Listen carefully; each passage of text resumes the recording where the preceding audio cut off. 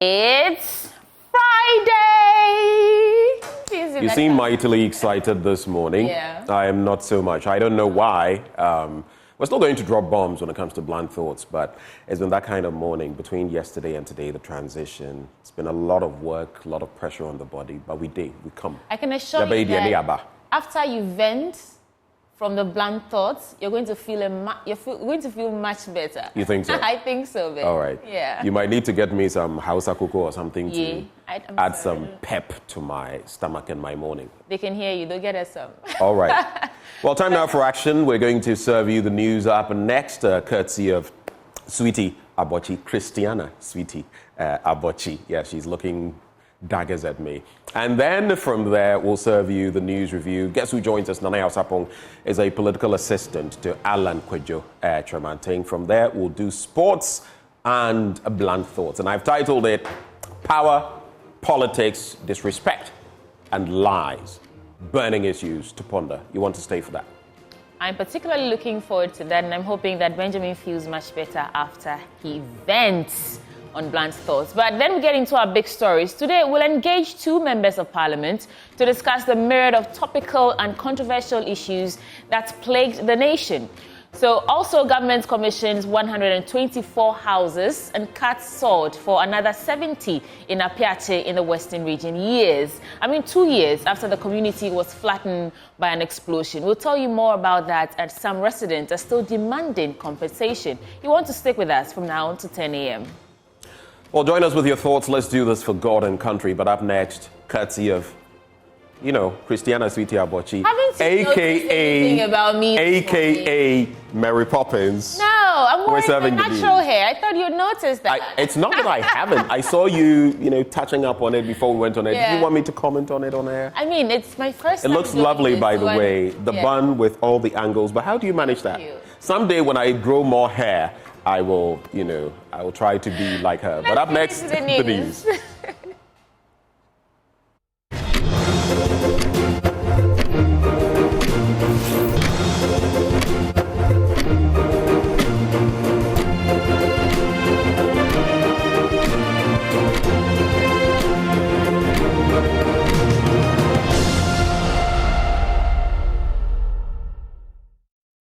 Welcome to the program. This is the first news bulletin on the Joy News channel. Let's get into the details. The Ghana Police Service has commenced a manhunt for two gunmen who allegedly shot and killed two off-duty policemen at East Trarzaco in Accra yesterday. That is Thursday, May 2nd. In a post on its Facebook page on Thursday evening, the police said the shooting occurred around 6 p.m. Here are some excerpts from the post.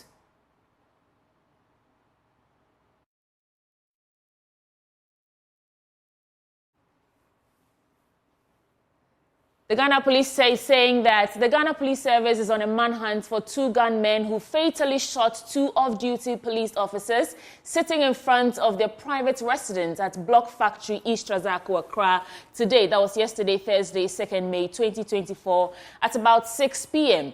The gunmen did not take anything from the victims and sped off on a motorbike. An intelligence-led operation to get the suspect arrested is currently underway.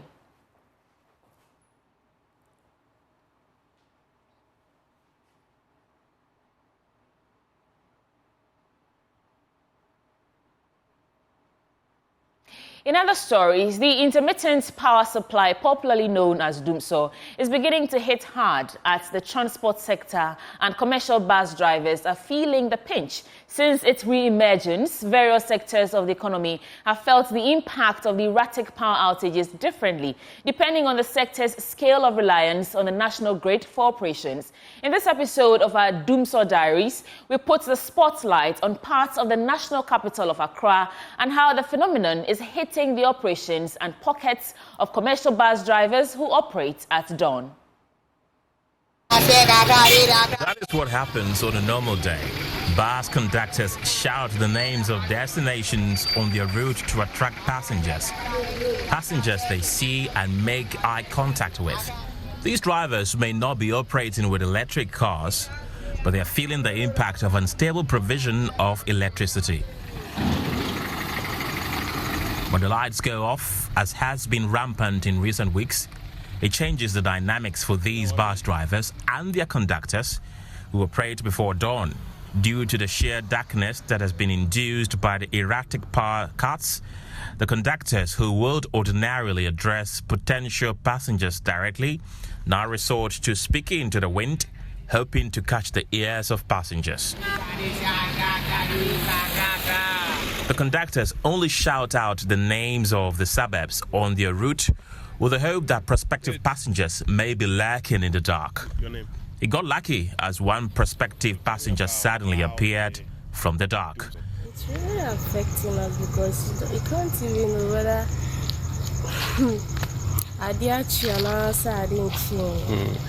The erratic power situation is a real challenge. Because we are without power most of the time, I'm unable to even charge my phone. There's also the fear of being attacked by criminal elements in the neighborhood who would want to take advantage of the dark. I was scared. Kofi Ansah and his wife suddenly appeared from the dark. Kofi Ansah wasn't going to travel with his wife. He was only playing the role of a bodyguard by walking the wife to the roadside to catch a bus. When I approached him, he told me he doesn't want to take chances in the doomsaw-induced darkness.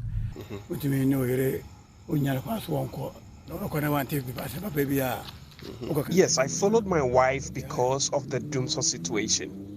I couldn't have left her alone to walk in the dark to the roadside. What would I tell her family if she gets attacked? I moved here about a month ago, and the situation has been very bad. Authorities should try and fix it because it affects everyone. The drivers are beginning to feel the impact in their pockets. A conductor with 5 years of experience operating from Ablekuma to La Paz, he explains how the erratic power cuts has made his role as conductor more laborious. The doomsaw situation makes it difficult for us to get passengers on the streets. Has been operating for a decade and a half from the Ablekuma enclave to Accra Central. He couldn't hide his frustration.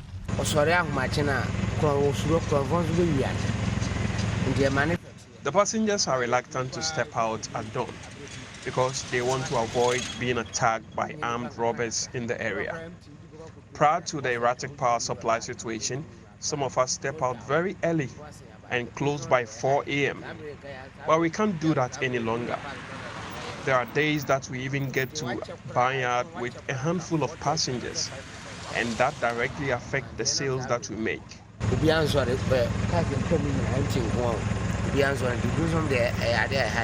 The underlying reason why the passengers are shying away from boarding the bus at dawn is a precautionary move to avoid being attacked by criminal elements who are taking advantage of the sheer darkness, a doomsaw-induced darkness.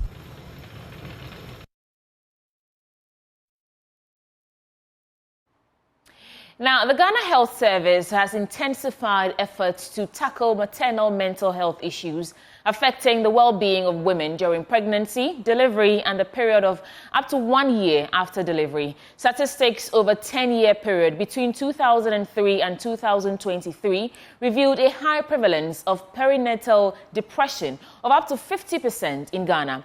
Now, 15% of the number is said to have presented with suicidal ideations recorded over the same period.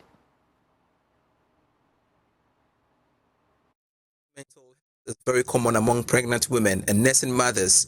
Deputy Director of Nurses for Obstetrics and Gynecology Department of the University of Ghana Medical Center, Dr. Vida, tells Joy News the significance of creating the awareness. For maternal mental health, it's one of the areas that we usually observe pregnant women, and then especially in the postpartum period, that is the post-delivery period, we see a lot of pregnant women having this puerperal blues.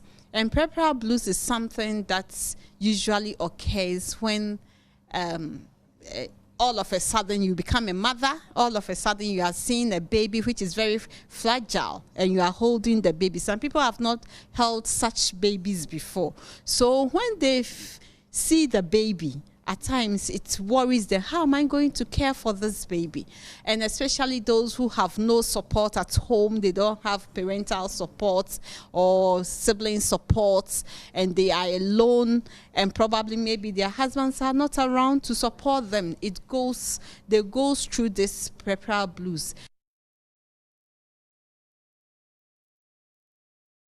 Lined list of events organized for the Mental Health Awareness Month. So the Mental Health Authority has adopted the month of May to create awareness. Just as we have Malaria Day, we have HIV Day, Breast Cancer Day, Mental Health Authority too has adopted the whole month of May to create awareness, because we realize that stigma is one of the main challenges when it comes to mental health.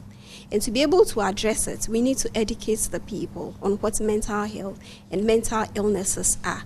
So we are doing that the whole of May. We actually started on 28th April. So the whole of April, from 28th April to 3rd May, is maternal mental health. So we are focusing on mothers, and that is why we are here at UGMC. So that is for the first week of May. The second week, we are doing school mental health. So we've selected some schools who will visit and give education and screen the students as voluntary. The third week, we will be doing specialist outreach clinic at the Eastern region. The fourth week, we are doing workplace mental health. So we have some selected organizations, we'll visit them, we'll educate them, we'll train them, we'll screen them. Maternal mental health refers to the state of emotional and psychological well-being of the woman during pregnancy, delivery, and the period up to 1 year after delivery. Identified as a critical mediator between social adversity and poor infant growth, research shows reported absent routine antenatal and postnatal screening for maternal mental health disorders in Ghana.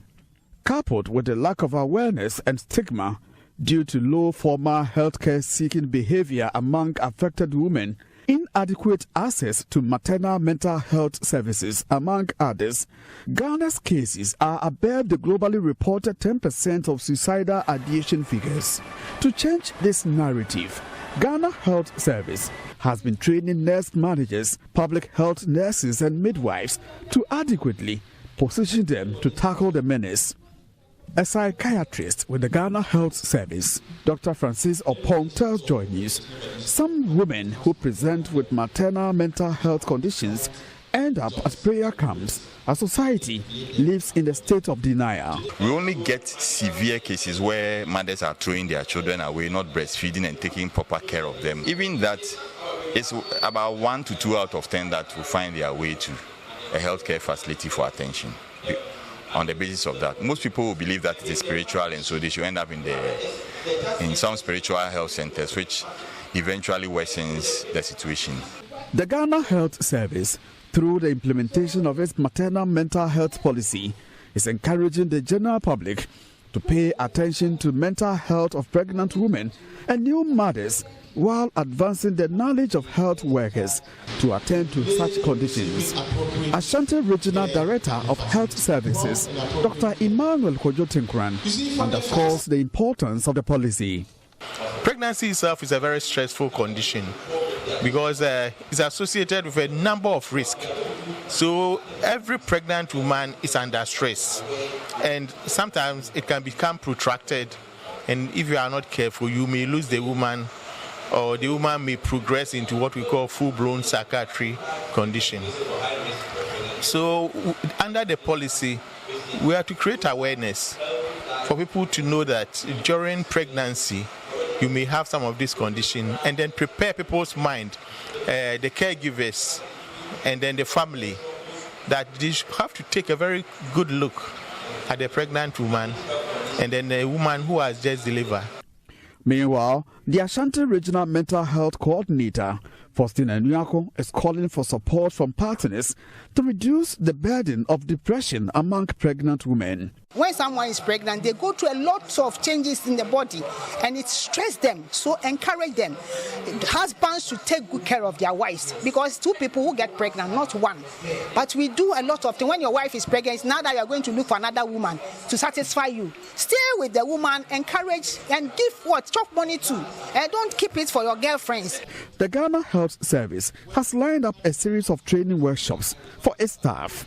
From Kumasi, for Joy News, Oyemi Interior reporting. And now, in a bid to promote equal rights for women and girls, particularly those with disabilities, an NGO, Women in Need, has provided skills training, startup support, and financial literacy programs for 31 persons. The project aims to equip women and girls with disabilities with essential skills that foster financial independence. Through life skills training and financial literacy programs, the beneficiaries are better prepared to manage the startup kit provided to them. There's more in this report. Speaking after the training program, the Executive Director for Women in Need, Susie Akon, emphasized the organization's commitment to bridging gender equality gaps in the society. She stated that as part of promoting equal rights for women and girls with disabilities, financial literacy skills training plus startup activities have been initiated. Currently, 31 women are benefiting from these activities at Sopon in the Mfantsman municipality of the Central Region. Most of these women have been trained in snail rearing, mushroom production, akokono production, grass cutter production, and what have you. Are here to give them the skills that they need to better manage these startup kits that we are giving them, so that they can make something out of it. We don't want to hand over the startup to them without the necessary skills to manage it. So they are receiving management skills on topics such as bookkeeping, basic bookkeeping, savings, budgeting, grooming, leadership skills, and what have you. All this is in the bid to help these women better manage the small businesses we are helping them to start. The organization operates in 3 districts in the Central Region: Gomua West, Ejumako-Enyan Esiam, and Mfantsman municipality. The Gomua West District Coordinating Director, Martin Chumesi, commended the efforts of Women in Need and their partners in empowering vulnerable individuals within the community. I actually appreciate the work of PED and when women in need, they usually come out with very good social interventions with regards to startup case and then skill training, various logistics and equipment that they normally give to the people with disability, actually enable them to also have good time in terms of living. District Social Welfare Officer for the Ejumako-Enyan Esiam District, Anis Mukhtari, lauded the initiative of empowering the vulnerable in the community. Most of the girls and women who have partaken in this activity are now self-reliant and self-dependent when it comes to skills development and financial literacy. They know how to bookkeep, they know how to save, they know how to also impact their knowledge to other disabled girls and women in their communities. So it's been an impactful project by WIN, and we are very grateful for their support because government cannot do everything. The project is a collaborative effort between Women in Need and their partners, including the Planned Parenthood Association of Ghana and the African Center for Human Rights and Sustainable Development. In more stories, Director General of the National Lottery Authority, Samuel Awuku, has urged parents to refrain from imposing career choices on their children and instead guide them towards pursuing their interests. Speaking at the Accelerator Project Career and Mentorship Seminar hosted by Space for Life and Shell Ore Foundations, he emphasized the need for stakeholders to collaborate in bridging the gap between academic learning and the demands of the job market. Rejoice Temefa has more. The Accelerator Project, with the slogan Building a Bold New World, is a triple-sector initiative focused on empowering the younger population through STEM education, literacy improvement, and mentorship. It utilizes the synthetic literacy program to enhance reading skills and offers students from both public and private schools training in life skills and community development projects.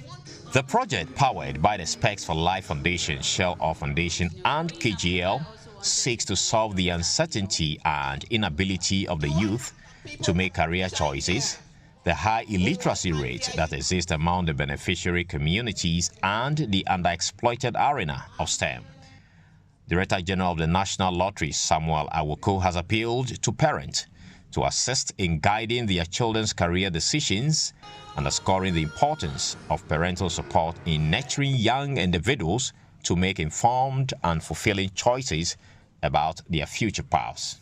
You get to a family and the parents insist that my child should necessarily be a doctor, my child should necessarily be a lawyer. The child may not have the interest in that area. And sometimes what the kids are used to or what you see them practicing, if you engage them further, that's what they have so much interest in. So I think it's a combination of the factors. And also the way we also look down on some of the professions. Look, all professionals can boast, but the teacher taught them all. But maybe somebody will look at the current circumstances of teachers worldwide, or let's say even in Africa, and say, I don't want my child to be a teacher. But that is the child, maybe for him or her, it will be a calling in that particular sector and how to get it done. So for me, I think that parents, the teachers must also help identify some of these things that the child shows so much interest in. I think with the current introduction of these STEM-related courses and all, the world is definitely giving you an announcement that it has made a shift into the future. And for whatever that we practice in learning in our curricula, we must be deliberate in helping these kids right from the bottom have this at the back of their mind that this is what the future holds. And then we plan our curricula as well to factor these things into it.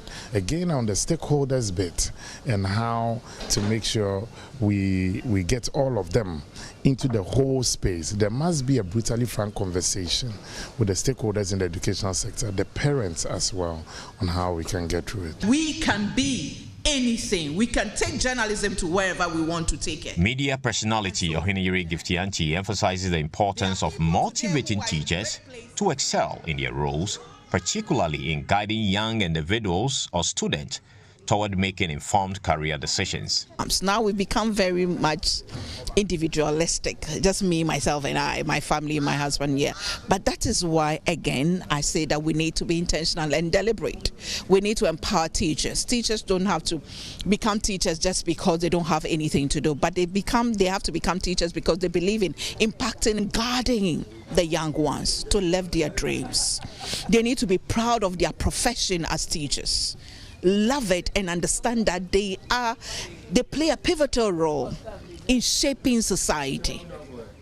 I respect every single teacher, and I tell my daughter's teacher that I'm struggling with just one child. I can imagine what they are doing with, the number of children they have in there. So it has to be a concerted effort from government to parents to community to teachers to whoever is involved. I believe in adding the guidance of confidence building and communicating and, championing their own causes, letting their parents understand, not just defy them and be arrogant and rebellious, but let them understand. So as we talk to the children, we talk to the parents as well to understand that we live in a different world now. Some students shared highlights from the seminar. And what I learned is how to be confident and how to learn your career. And for today, I learned that you should be confident in whatever you do. And my mentor for today is Nana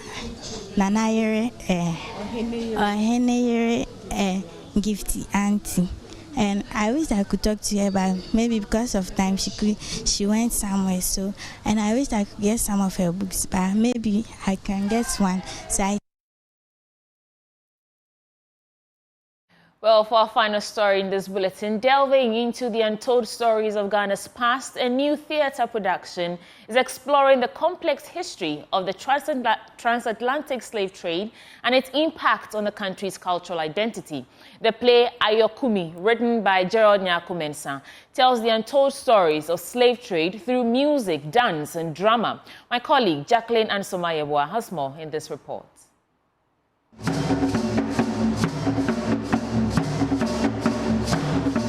Theatre enthusiasts are in for a treat as a new play, Ayokumi, is set to premiere on May 11, 2024.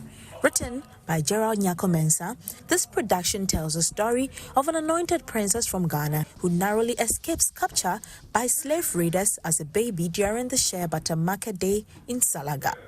The play follows her journey as she is rescued and adopted by a salt trader and explores the themes of resistance, identity, and cultural heritage. According to the playwright, Gerald Nyako-Mensah, Ayokumi tells a different untold story of the slave trade in Ghana. The name Ayokumi actually it's from the Ewe Togo Benin dialect. It means share butter. So Ayokumi is a share butter seller. Now, the story is set in the colonial era and it's meant to be a series. This first part is the beginning. What we want to do with Ayokumi is to tell the other side of the story, the holistic view. There was trade going on even before the slave trade itself commenced. There was very vibrant trade going on between north and south of Ghana. There was salt moving up by canoe via the Volta River to the north to exchange for shea butter. This was going on. There was the cola nut economy, which was coming via Ashanti.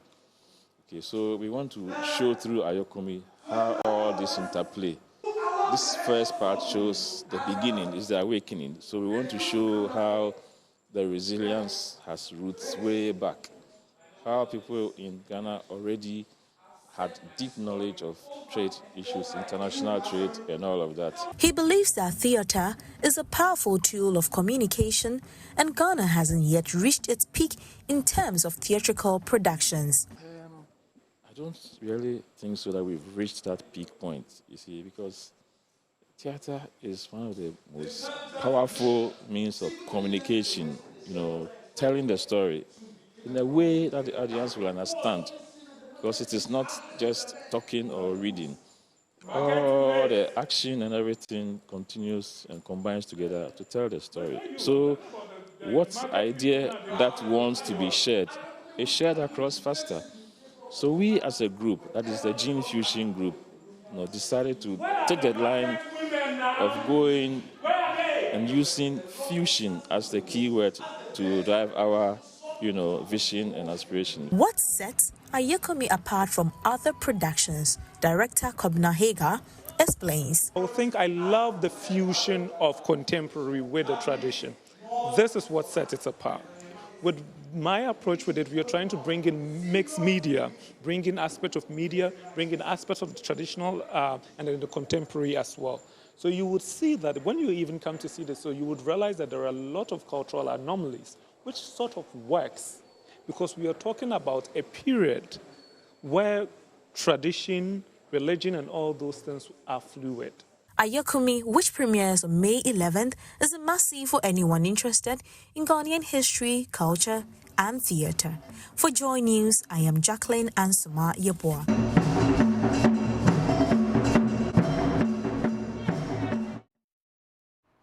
And on that note, we end the AM News on the Joy News channel. There's more coming our way, starting with a news review. Don't go away.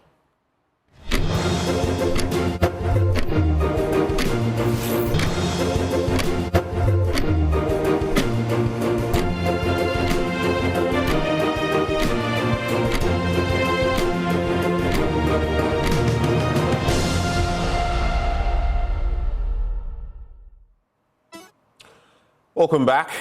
This is the AM show, Sweetie Abochi and yours truly. Time now for the news review. But right before we usher in our guest for the morning, Endpoint Homeopathic Clinic helping us bring you this segment always. And today they are doing same. They're offering you, if you're a man, prostate screening for free. If you're a woman, fertility screening for free. Just reach out to them at any of their branches here in Accra. Spintex opposite the Shell signboard, Kumasi, Kronoma here behind the Angel Educational Complex, Takrade, Anaji State, Tema Community 22, Techiman Hanswa and Siamanzima. Their call lines 0244 867 068 or 0274 234 321. Endpoint Homeopathic Clinic, the end to chronic disease. Well, sweetie. Yes, Benjamin. Here we are, and I'm still looking forward to the day I can grow enough hair to, make a bun on top of my head like yours. Are you very hairy? I am semi-hairy. Okay. You know of the word hirsute, right? Hirsute. Hirsute. Hirsute. Okay. People who are very hairy. Thank you. Hirsute. I am not there yet, but in my family, my father's side, they are. So I guess for me, I account for it with my beard, which I trim all the time. If I left it for 2 weeks, it would look monstrous. Yeah. I used to be Brinya. What's the English word for Brinya? What do you mean when you say Brinya? The opposite of hirsute. Oh, just in your bowl. Yes. Yes. Oh, and I pray to God. Benjamin, let's get we're actually engaging in some sort of individual expose right now. Huh? Individual expose. Are we? All right, Mary Poppins. Would you like to introduce our guest? Oh, yes. So today joining us for the news review is Nana Yao Sapong. He's a political assistant to Alan Kojo Tremanting from the Movement for Change. Now Alliance for Revolutionary Change. Yes. Okay, and he joins us via Zoom. Good morning, Nana Yao Sapong. Good morning. Welcome aboard the AM show. This is the news review segment with me, Sweetie, and Benjamin Akakbo.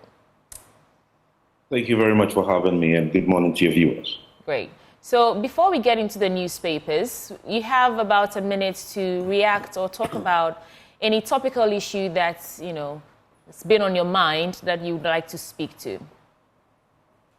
Well, thank you very much once again. Basically, what every Ghanaian is talking about now is the government's ability to be able to give to us Ghanaians the power supply. And yesterday we did hear the president say that the stability. I'm yet to hear Ghanaians talk about it and to actually confirm whether or not indeed power is being stable. But all we plead is that they should be able to put plans in place and put very strong, for lack of a better expression, strategic measures that would seek to bring an end to this back and forth power supply. We saw it in 2014 when the NDC was in power.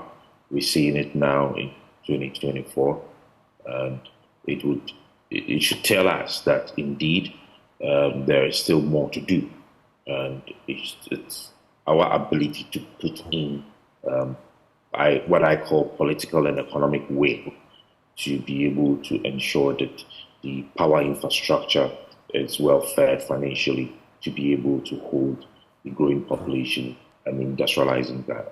Thank you. Right. Benjamin, do you have any responses before we get into the... Oh, no, I don't. Okay. Right, let's start with the Daily Guide newspaper. On the front page, it says, joy in Appiatse as Baumia commissions 124 new housing units. Daily trial for Abesim killer. Kaswa shooter not as staff, according to National Security. And Nana unveils Otumfuo stamp tomorrow.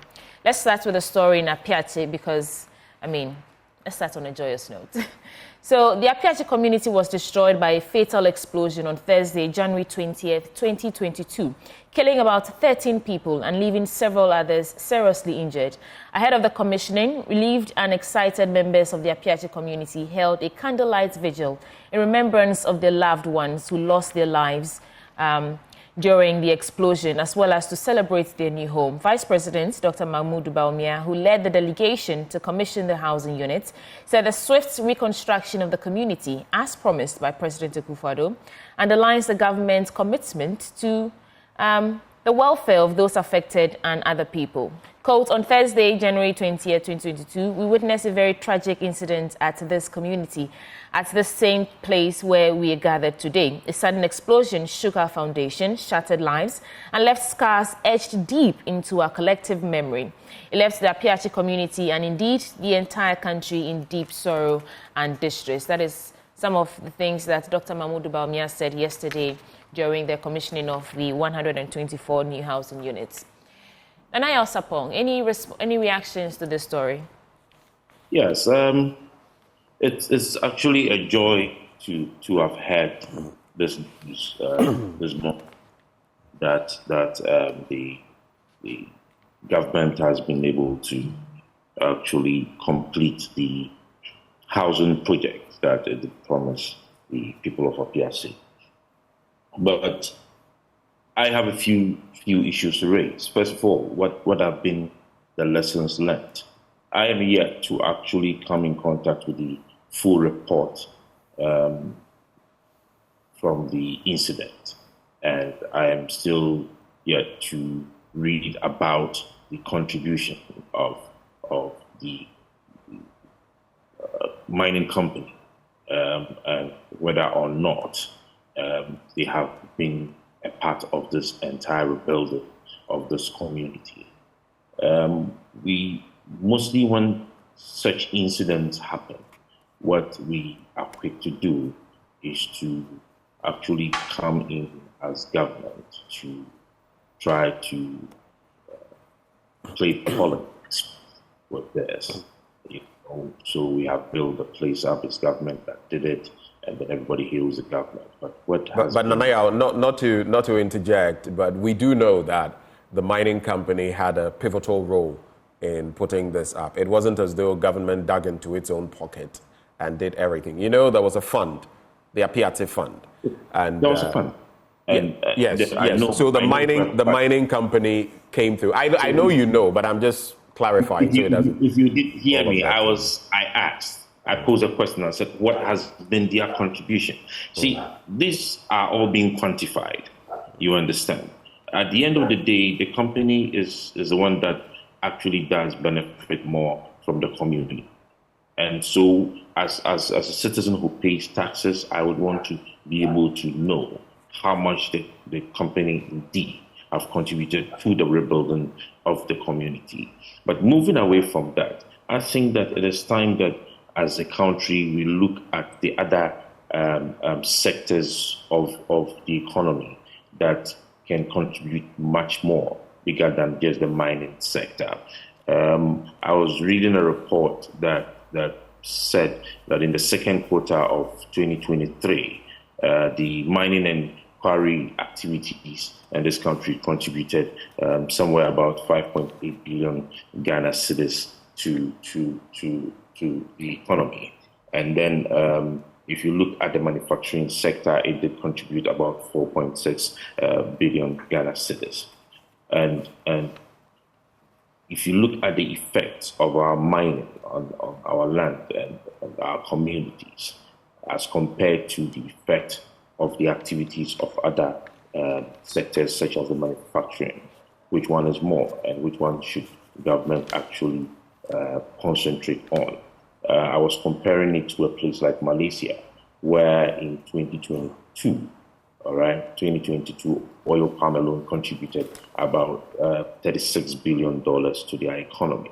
And looking at how much mining is actually contributing to Ghana's economy. I mean, that's a 2023 second quarter, it was about $482 billion.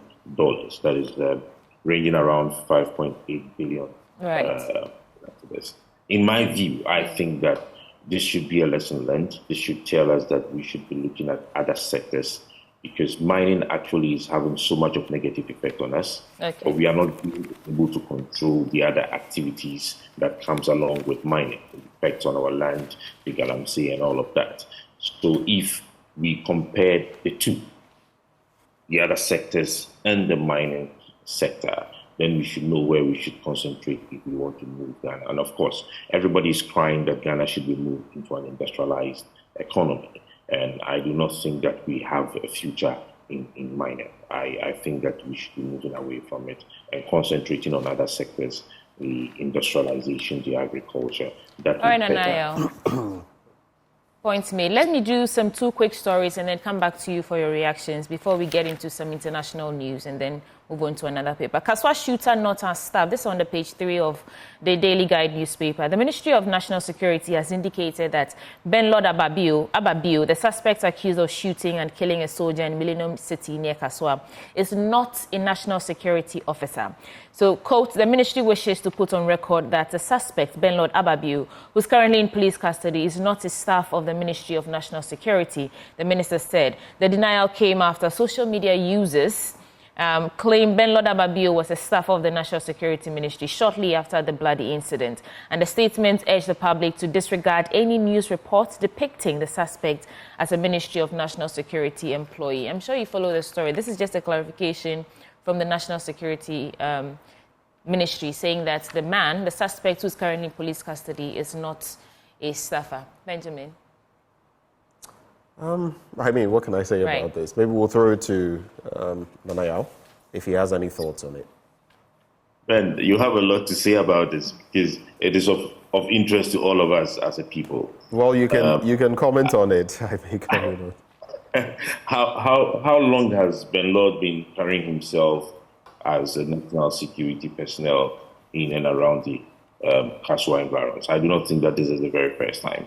And if you send your reporters out there to Kaswa, they would tell you that he's been carrying himself around as such, because every news that has come out since the incident says as such.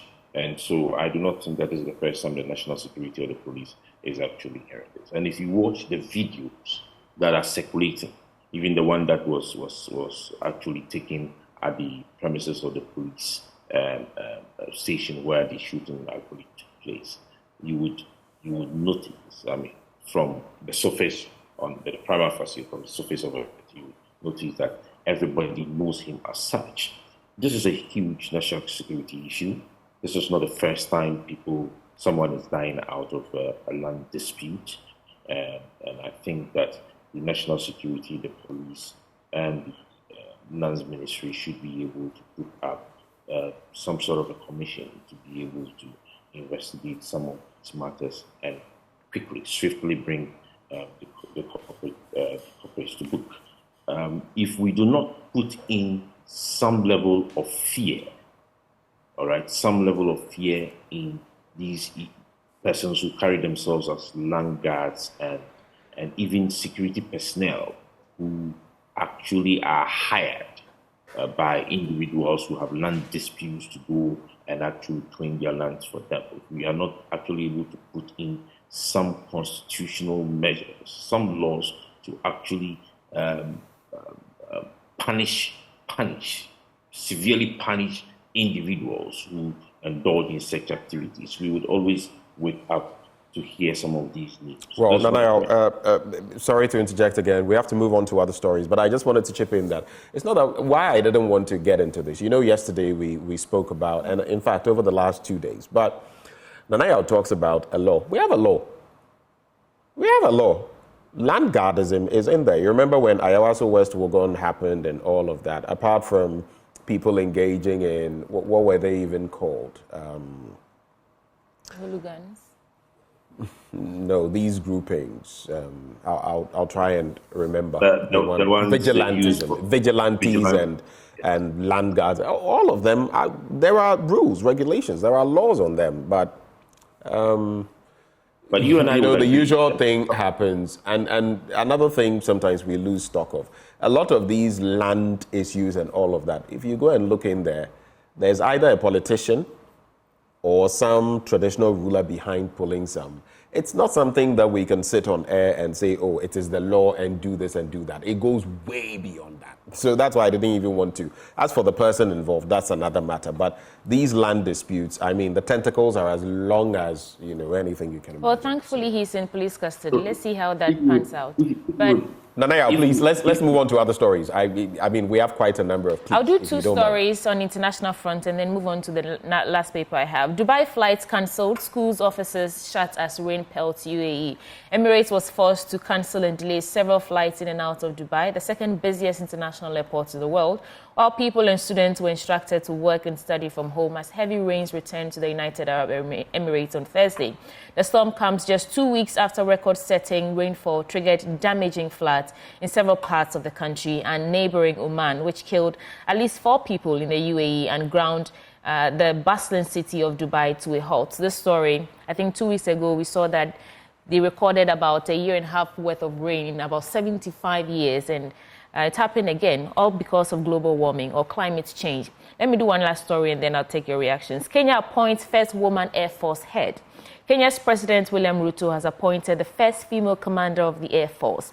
Major General Fatuma Gaiti Ahmed becomes the first woman in Kenya's history to head one of the military services. She was appointed alongside other leaders, including a new head of the armed forces following the death of the military chief and others in a helicopter crash last month.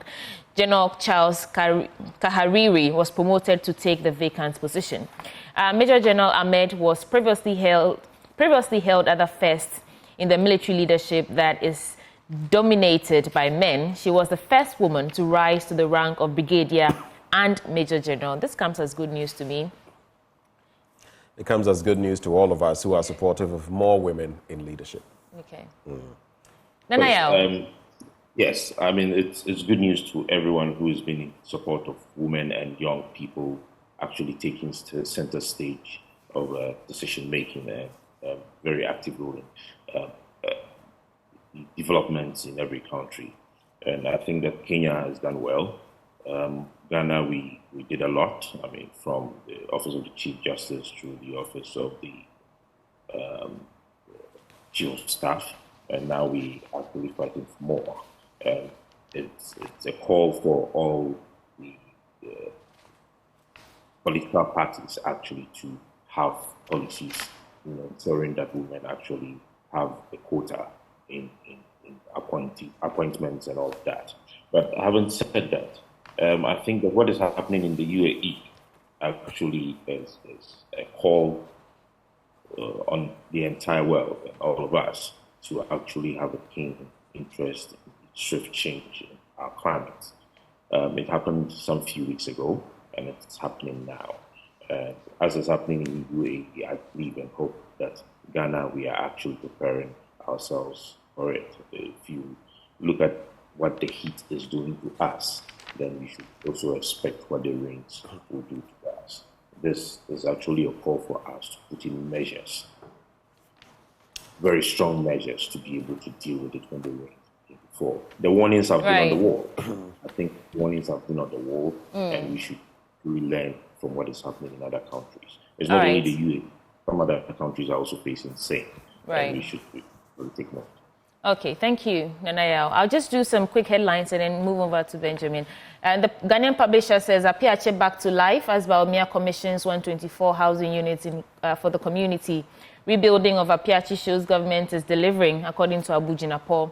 EC refutes Ejiso viral video claims. Child Rights International pledges support for dog victims. These are other stories in the Ghanaian publisher. You can grab one for yourself. And the custodian... Which video, though, is the EC decrying? I think it's the one with the envelope. We can get into that story. So what is the denial? Okay, let's get into the story. It'd be interesting to find out. The story should be on page 3, right? So the Electoral Commission has dismissed allegations stemming from a video circulating on social media that purportedly shows electoral malpractice during the recent Ejiso by-election.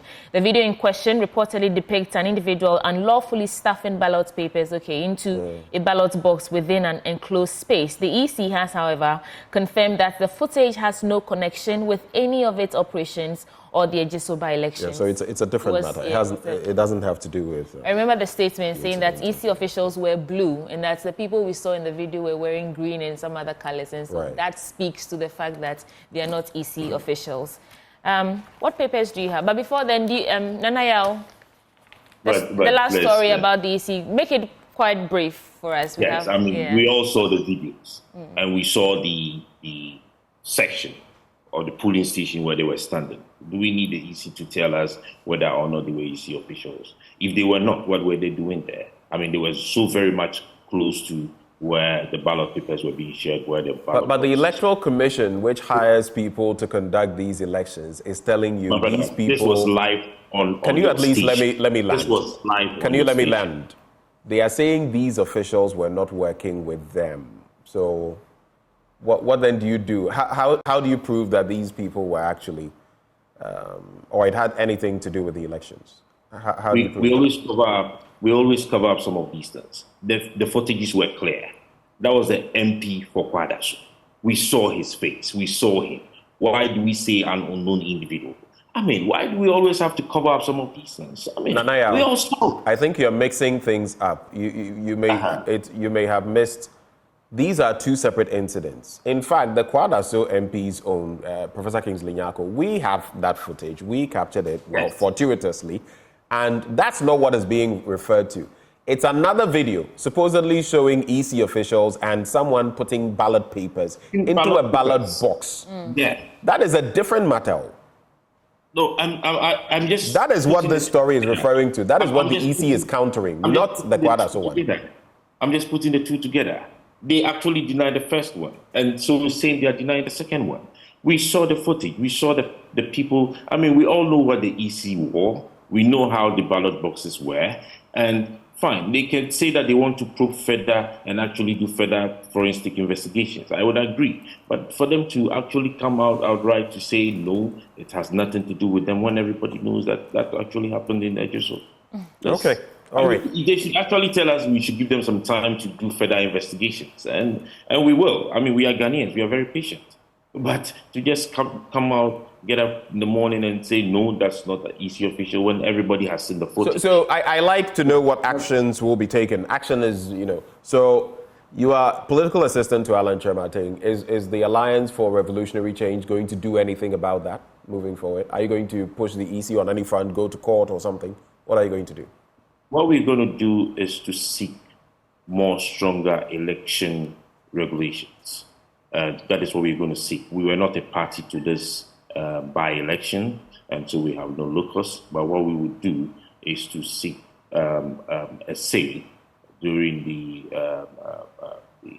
IPAC meetings, though they say it is not a decision-making body, which we agree, but we'll make our input. And I have a quick follow-up. At least I've got the thrust of what you're saying, but one of the three independent candidates, the one who secured over 40%, Kwabno Usu-Ediomi, had hopes in Adoye, who is a member of your party or your movement, the Alliance for Revolutionary Change, in there as the chief person representing him in the elections. And some have drawn linkages. In fact, President Akufo-Addo had said, campaigning in Ejiso, that whether Ediomi is Afrafrantor or Umbrella or whatever, he had made those allegations. Is Ediomi a member of the Alliance for Revolutionary Change?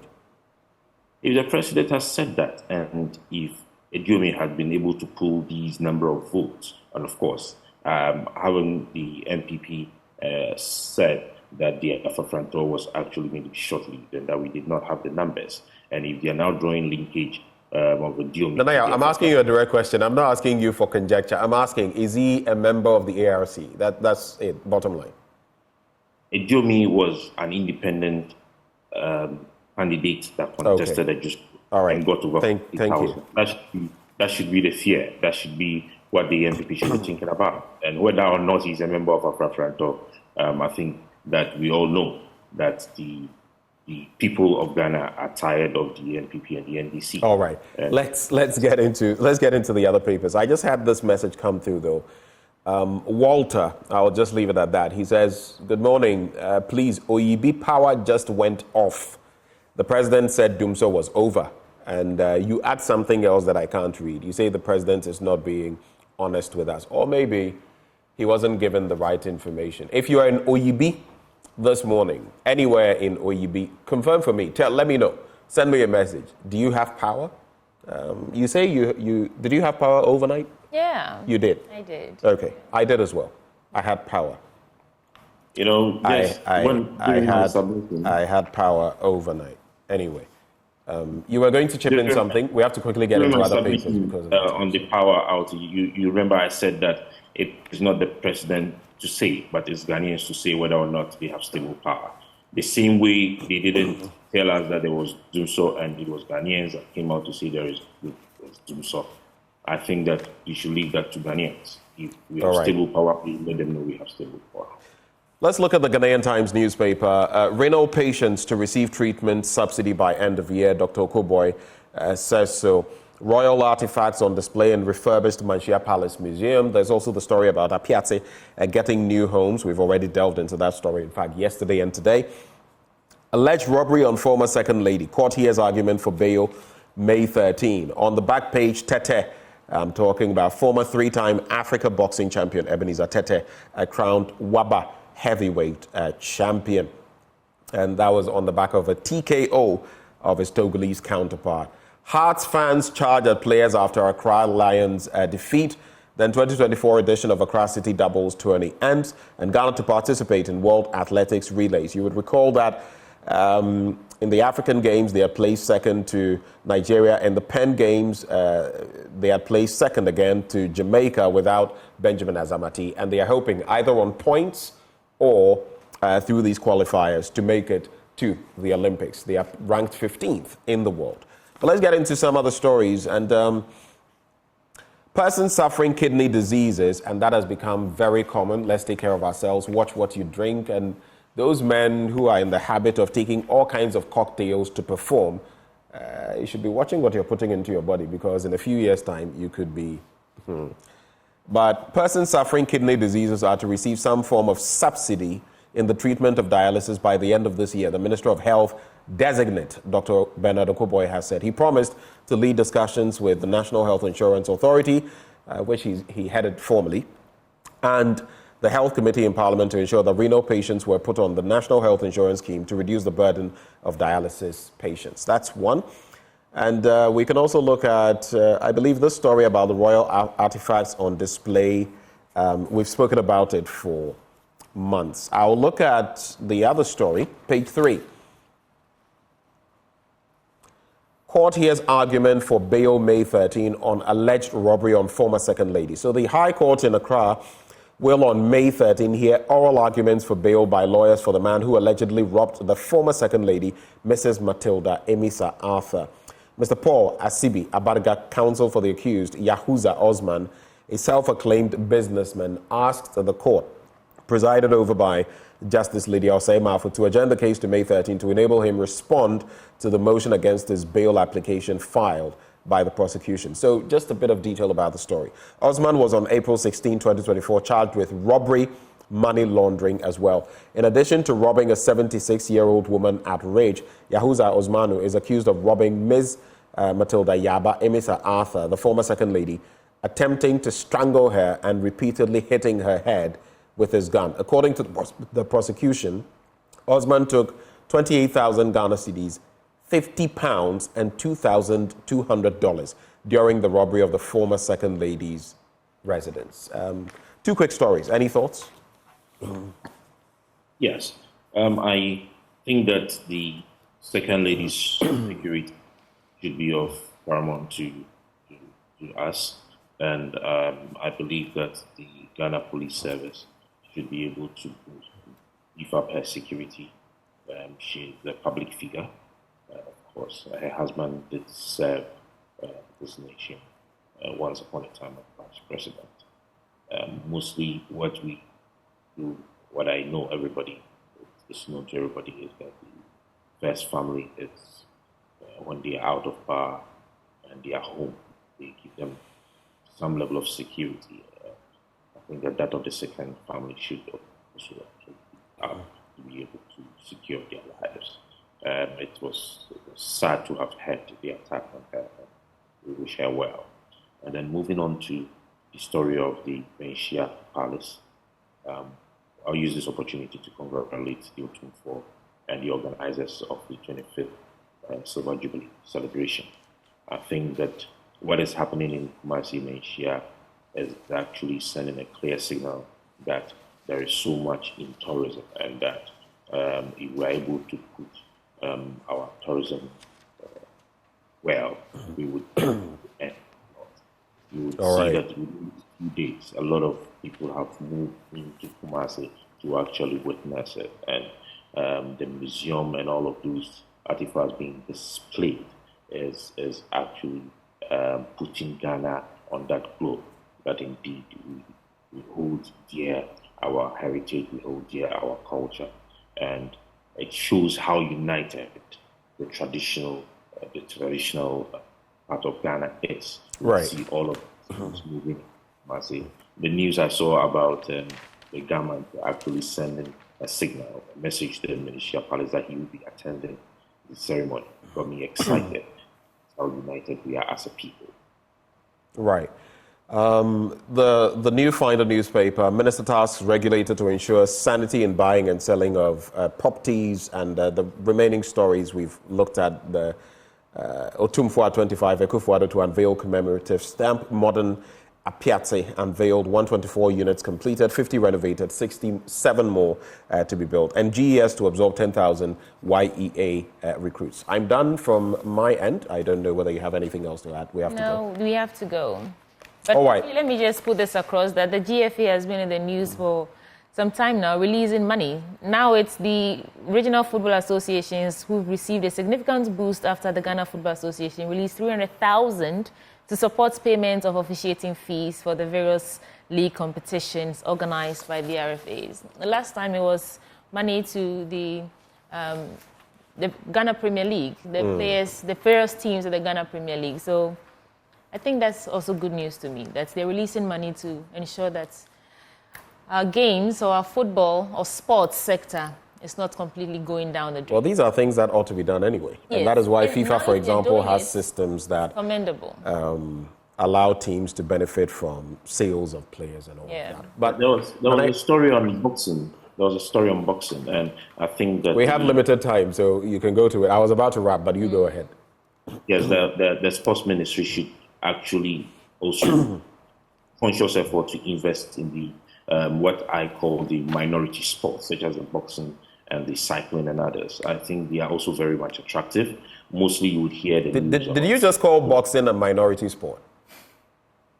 Oh yes, it falls within that category. I mean, the ones we know, you and I know, is always football. Let's not pretend that's not. No, I don't know about boxing being a minority sport. This country has been known even before the days of DK Poison for boxing and football. So I don't think any sporting person would agree with you. Boxing is a minority sport.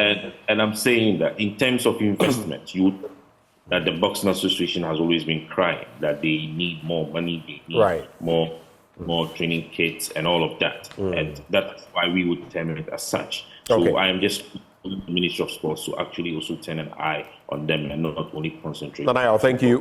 We do have to go. Nanayo Sapong is political assistant to Alan Kwejo Chairman. He joined us for this review. Stay tuned for my blunt thoughts after sports. It will be titled Power, Politics, Disrespect and Lies, Burning Issues to Ponder. But before we get into sports, Endpoint Homeopathic Clinic helping us, as always, to bring you this segment. And my apologies.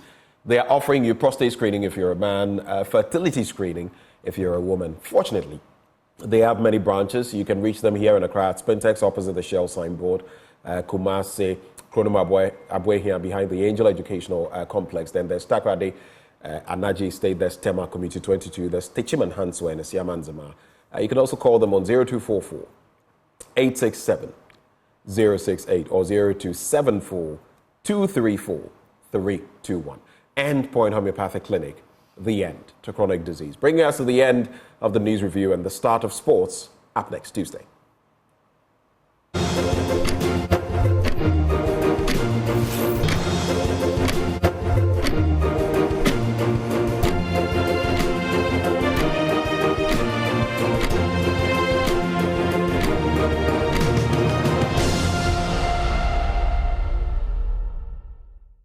You see, that time, I don't know,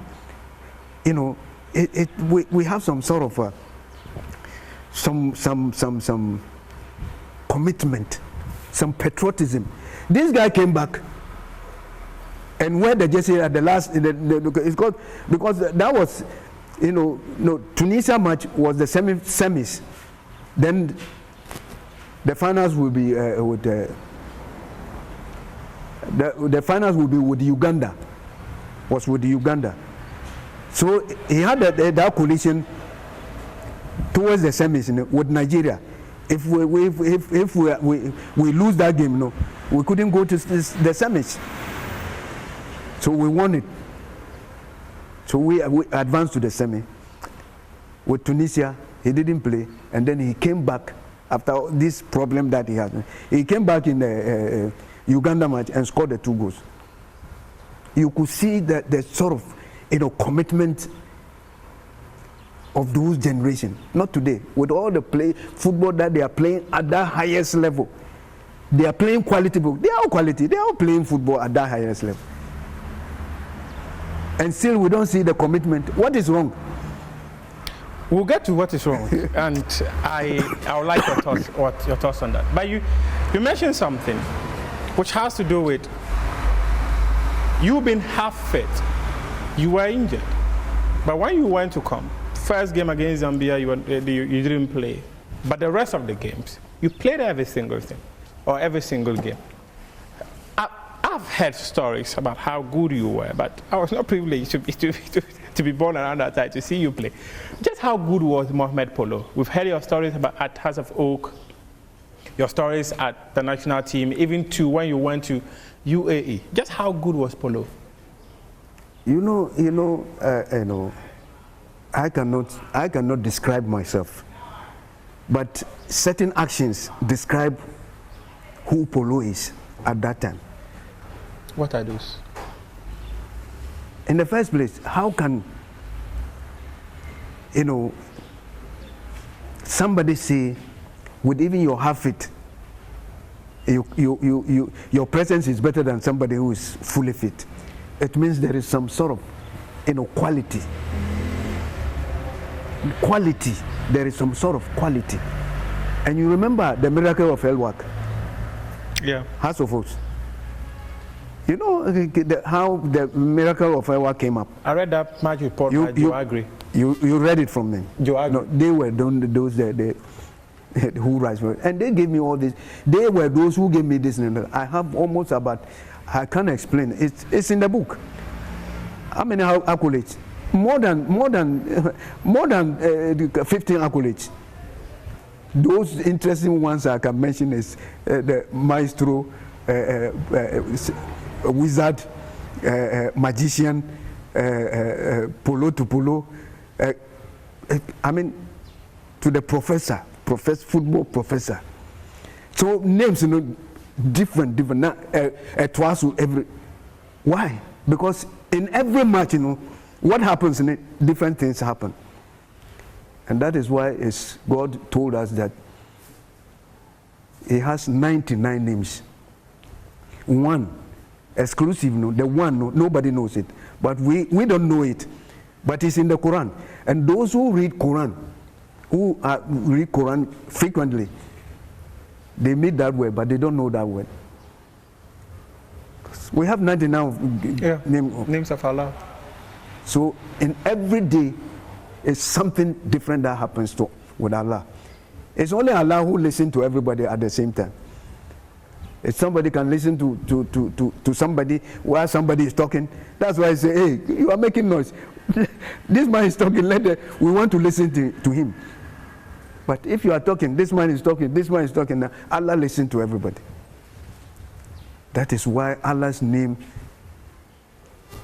is there's nothing like Allah. So nobody should compare, somebody with Allah. Let alone Allah as a son. We are not religious, but it's very, very important. Allah is accepting. Allah can bring anything at all He wants in this world. He can bring out of nothing to something. So some of us, I don't see, I can't tell myself I'm so extraordinary that I'm better than, no. But in your book, yes, I saw before Messi there was Polo. Exactly. In your book, I read a portion which said that you would see Mohamed Polo here. By the time you realize Mohamed Polo is in the opposition box, same Polo with the ball, he's able to give a pass even without watching. This clearly suggests that those who saw you saw certain qualities in you. That's why they could describe you like that. Masa, I'm the only player in Ghana who has played with 4 generations of players. 4 generations. I played with Chamokwe, Sam Johnson, you know, 4 generations. And a player coach. All this, I coached them and played with them. Sika Akuno said when he saw you, I interviewed Sika Akuno on the show, he said when he saw you, he was starstruck. He was? It's a lefty too. It's a lefty, you know. You see, that's why I'm surprised. You say, wow, magic, magic. That's why I'm surprised. Today I'm a coach, and I want to impart. Sometimes they say those who play good, wallahi, it's not all of us. Some of us have something special for these younger ones. I feel very sad. Seeing you see, I wrote something. I feel sad. Ghana football should not be where it is now, especially in this generation, where football has become, you know, lucrative, money involved. The money that players are making, are they spending it? When you come, we bring this guy, you come and spend the money. So when we have players, what makes Brazilian economy strong? Football. They make money and bring it to their country, and it will be spent here. It's not going to be spent anymore. I remember DK Poison. DK Poison earned some money, and then a champion has to beg him because at that time Ghana economy was something. That's quite a prominent story out there. Yeah. You see how much more we have quality players, coming, from professional football, bringing in. Look at the money there, and look at the money a player is making. Is this more money? And why won't we invest in these younger ones? Because the talents are there. We were called Brazil of Africa. Yeah. At a point in time. Why? Because they've seen some content. I remember at that time we haven't been to the World Cup. Roger Miller, Roger Miller exploded the world with this sort of. Yeah. He said that you haven't seen anything. When Ghana football comes to the world, you will see, real football, because they play with strength, but we have flair. Today we want even the strength more than even the flair that we have. And somebody is saying no. This is my friend. It's about the quality. Because if you have quality and somebody takes you, the money he pays you, he doesn't pay with somebody who is only having. No. There is quality. Ronaldo's and Messi's, the money they earn is their quality. There are qualities, and the qualities with the money that they earn. So I don't see why we should be struggling. We go and sit. I think hopefully we should be able to do better. But I just want to stay around the 78 team. I remember a report had earlier suggested that. In 78, your group held the nation ransom, making some demands before you played the 78 AFCON, and that it was spearheaded by Reverend Osei Kofi. No, that was not my generation. 78, you didn't play the 78 AFCON? Yes, we won it for keeps. You won it for keeps. But Osei Kofi was not in our generation. He didn't play that tournament. Yes. Apparently, I remember reading that report from Elizabeth Ohene, who stated that Reverend Osei Kofi actually made demands for the team, and it was one of the reasons why he was not part of the team for AFCON 78. No, I think at that time it was he's finished his football. In 78, he was not better. But 78, there was nothing like that. 78, there was nothing like that.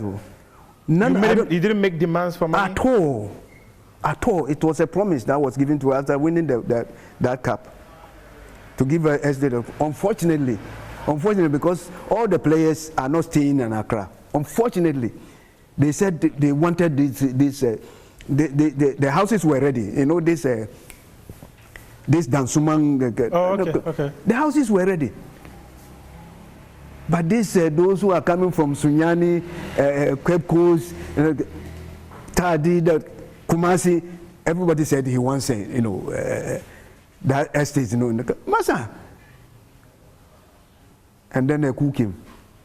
Otherwise, would have given the so because of the coup that you didn't get the houses? Yes. It was. If a champion delayed a little before the coup, everybody, but unfortunately, the unfortunate thing is that I wouldn't say that because of the change of government, but the sole reason why we didn't get the housing because everybody wants a house in his region. Now they are going to plan on this thing and build it because at that time it was a pilot program that was in Accra. That estate houses, it was not over. So if we had accepted that everybody is you can come, if you don't want it, you can sell it and go and build it. But the mine was not there, and we lost everything. So nobody demanded. No. We never demanded anything. And in any case, if a champion made a promise, whether he's there or he's not there, he made a promise at head of state, and as head of state, his word is documented. So 78 groups still could have gotten their houses by virtue of the fact that a champion made a promise. That is what I'm saying. But nothing like that. Nothing like that is happening. Not even the appeal that we have to make. And it fallen on deaf ears. I remember in 2015, former President John Dramani Mahama had a dinner with the 78 group because you were promised houses and they were never on it. And they did state that because those promises were made many years ago, it was in fulfillment of that promise. Did that not settle you enough? No. That was, this 78 squad was promised estate houses. But this one, what did it to those who won the AFCON. The AFCON. From 63 to 68. It doesn't reflect to that. He feels... So it is not enough settlement? No. It's not enough. This is something that he did, to pacify us as head of a state, which we appreciate it. You understand? But the promise that was done, is not fulfilled. It's to pacify us. And how much is it? You can imagine. Some people even, got the advantage because those who were in a World Cup winning team twice, some people tried. They got even better than some. So the money was given in pro rata basis. So if you want 2 AFCONs, you get more than someone who wins. Exactly. So it doesn't work at all. Why? We were promised houses. It doesn't work at all.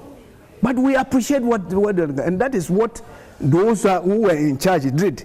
That those who were in AFCON who won it. If you are there, you represent the country twice. You get. Even there are some who did not even take part. Were reserves. They got it because he was there to what is it? No. Do you feel that Mohamed Polo is not celebrated enough? You see, I mean, it's enough. You've been celebrated? No, to me. Yes. To me, what God has given me to give to the country, I've given it out as a footballer. But what I want to give as a technical person, I've not done it. No, and that is my worry. So the question is this: whether your talent, the service you rendered to Ghana, do you think Ghana has celebrated you enough? Has Ghana celebrated Mohamed Polo for his contribution to the country's football? You see, I mean, you cannot appreciate something that you haven't seen. You appreciate something that you, so what is giving me? I'm still alive. So I'm still being appreciated. Some people, individuals, even though, look, the football that I also played football outside. Yeah, yeah. I made some money. I didn't even go to the Saudi. I made some money. You know, a countryman like a Ghanaian.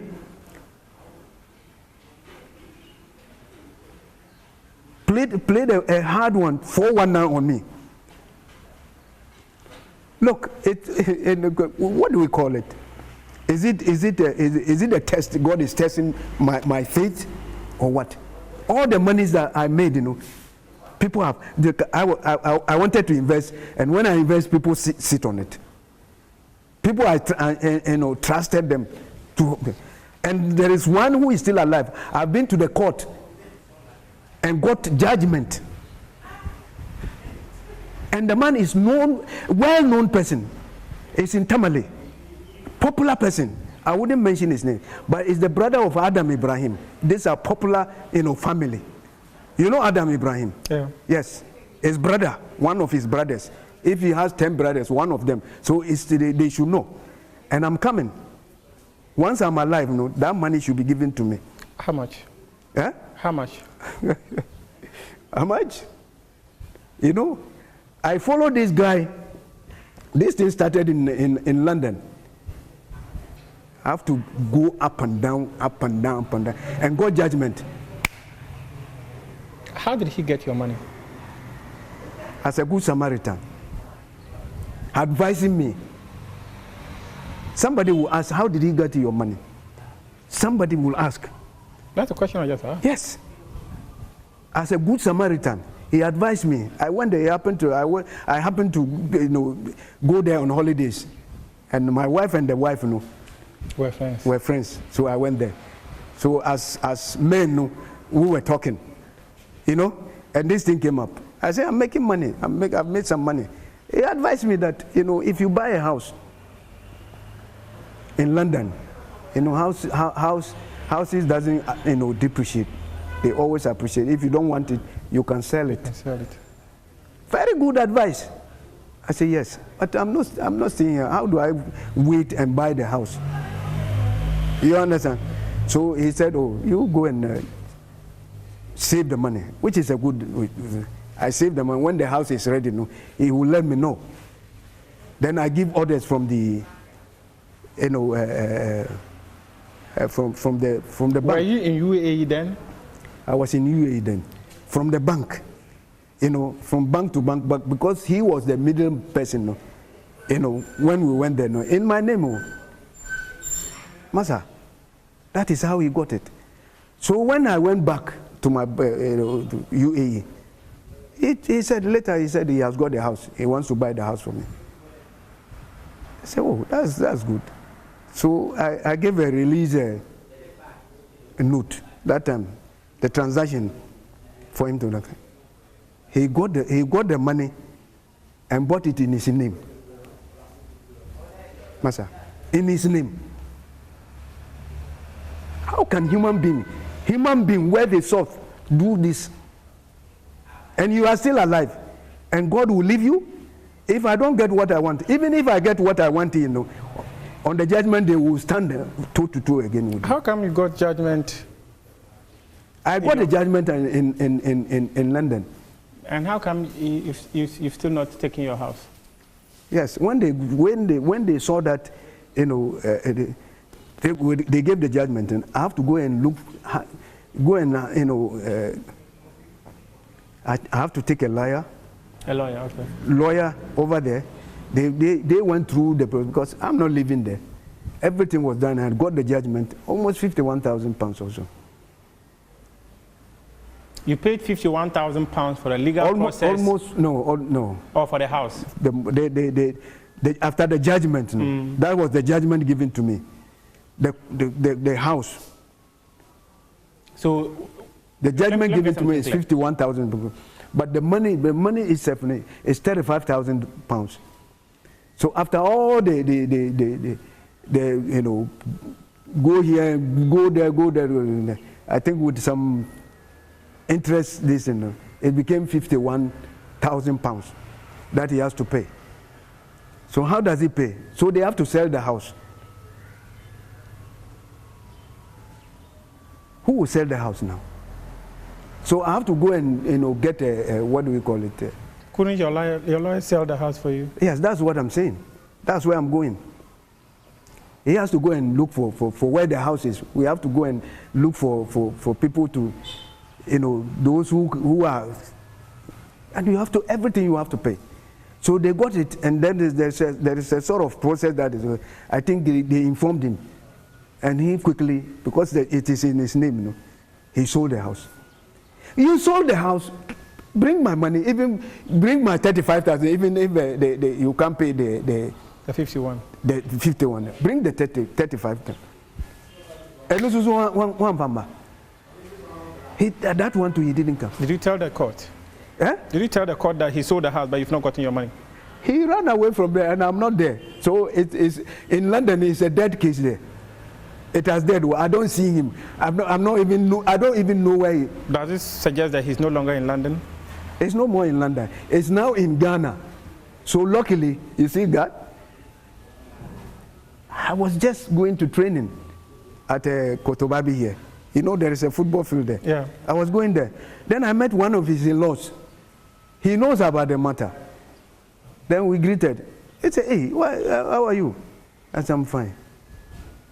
Have you settled with the... But with my in-law? I said, no, yet.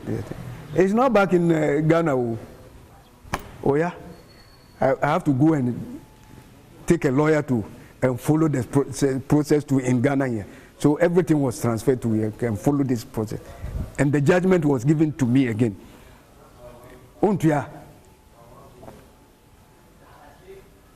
Masa, you see how life is. And these are all challenges that we know. Do you regret ever agreeing to give him that? Do you regret agreeing to the advice he gave to you that you should buy a house? Do you regret it? No. It was a good advice. But the end result. And you didn't benefit. Yes. The end. I mean, because of, what do you call, bad intention.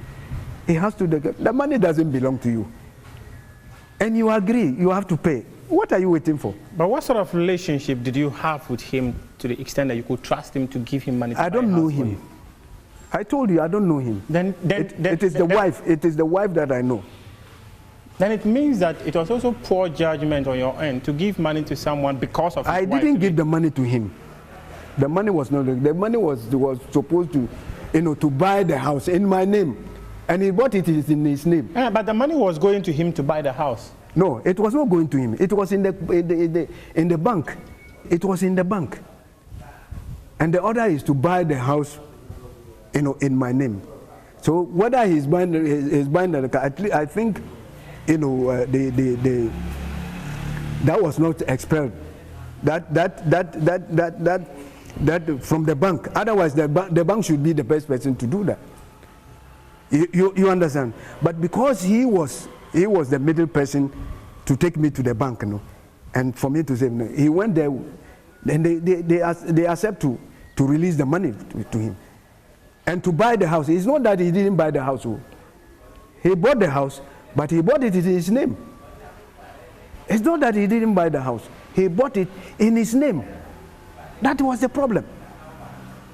Okay, so let's switch the conversation pretty soon let's just come back home and talk about some stuff. You've spoken about how you still believe you've got a lot to give to Accra, to Ghana football. I remember your days at Accra House of Folk as a football coach.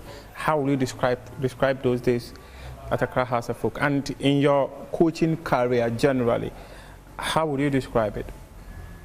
No, sometimes, people don't follow certain things. And it's about interest. It's about interest. Those who are given even the job to do, there should be priority, especially those of us who are being in football and we decide to be coaches. And once we perform to the highest level, and we are still in the coaching field, as you said, go and check out my records in House of Folks as a coach. I've been with House of Folks about, if I'm not exaggerating, about 4 times or so. Anytime I come to build the team and put them on the right tracking. And then there is some kulukulu players kulukulu. What is this? A player going to invest things to tell because you don't have position, you are losing your position. You have to go and make some kulukulu so that and that is where what is even happening in Ghana football. Even at the house, there are people who pay bribe for some players to be filled there. No, that's quite a big allegation to make. No, it's not about allegation. I'm not allegating it to anybody. I'm saying that is what is happening. But if it is happening, it means that someone has done it. That's why some people are still doing it, and people are. No, it's in the system. It's gone are the days when you are quality player. You can come to a training and they see you. But if I'm not managing today, if I'm not managing you, make my chance. I won't give you the chance. You understand? So do you feel House of Folk leadership they were not fair when they decided to part company with you? Because players are being political. Instead of them to look at the political situation and address it, they rather pointed to the coach as a problem. Very. Even the CEO, Toby himself, he's a businessman. Before this thing happened, when they relieved me from the position, he was not in town. Before he came, they've relieved me. And I asked them, why did they do that? I mean, they are there. They may explain to him because they are in control. And they convinced him. He said, no, they shouldn't have done that. Surprisingly, he came to the shareholding meeting and told them that releasing, letting Polo go is not the best thing. But the point is that why didn't he use his influence to say no? Yes. And today, even if they decide to, I won't coach us again. I have no business with House of Folks. It's not that I don't like the team, but as a coach, I have no business with them. Have they hurt you? They've hurt me a lot, because you see, House of Folks is a team that we die for the team, just like the national team.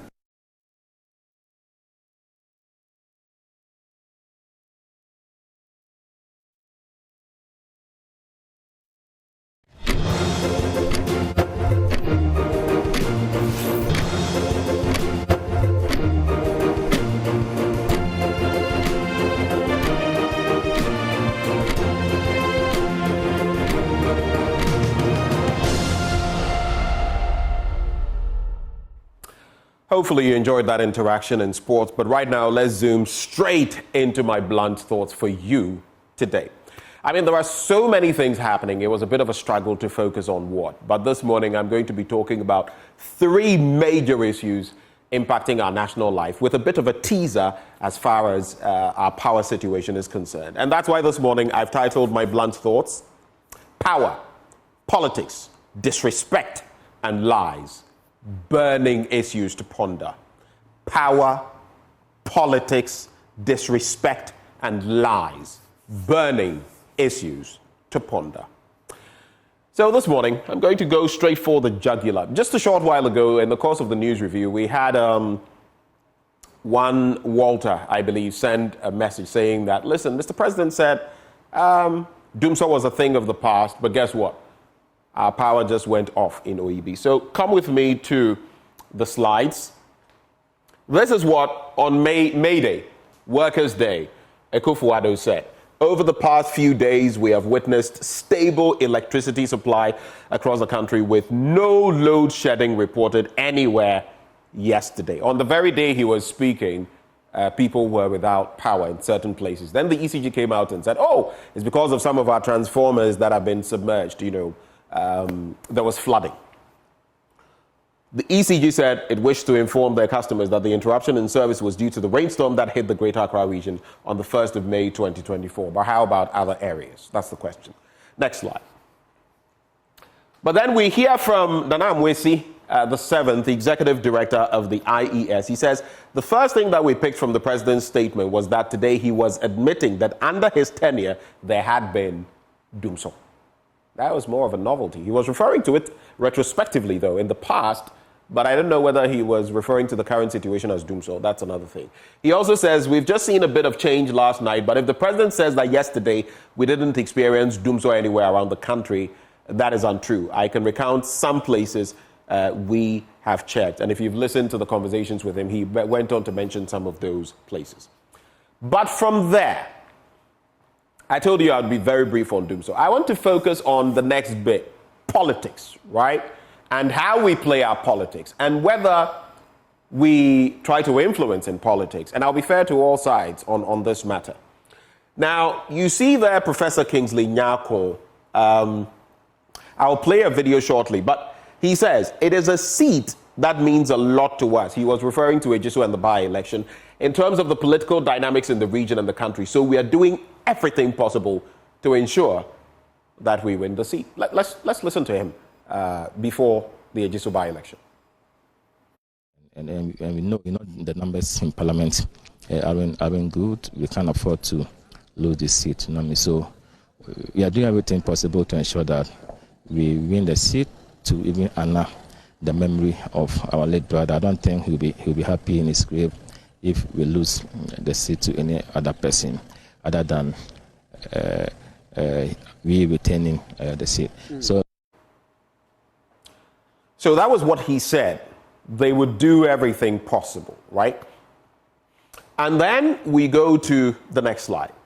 Because then he starts explaining himself about what exactly happened. But again, I want us to take a second video, just a snippet in respect of what happened that, led to all this conversation about influence peddling. Work, and that is what is motivating her to take part in the election. So I'll say that the election has been peaceful in Ejiso. So from the Pentecost polling station here in Fumeswa, one of the densely populated areas in the Ejiso constituency, we are moving to other places to monitor the elections and bring you update as far as the Ejiso by-election is concerned. Don't forget that over 100,000 electors are expected to cast their ballot today. And the EC expects nothing less than 50% in today's election being the turnout for today's election. So coincidentally, today is also a market day in Ejiso. So the EC hopes that many of the market women who are in the market will turn up later. Well, it was a market day in Ejiso, according to my colleague there. I don't know whether there was another market, situation going on. But then after that, Kingsley Nyako is actually, someone I know, someone I respect, someone who has been on the show a number of times. And I was hoping to hear from him what he had to say. And then he said, the gesture shown by me to the electoral officers was with good intent and not to bribe or influence them to act contrary to their conscience, conviction, and character. He also says, I have endeavored over the years to build an image of integrity, credibility, honesty, kindness, and discipline, and I will not do anything deliberately to diminish it. He must be given a fair hearing, a fair trial. Audi alteram partem. Listen to the other side. But we've been asking as well, in other jurisdictions, if same had happened, the same jurisdictions we like talking about and all of that, and this were an ordinary person, where would the person be currently? Here, if there had been some other person, where would the person be?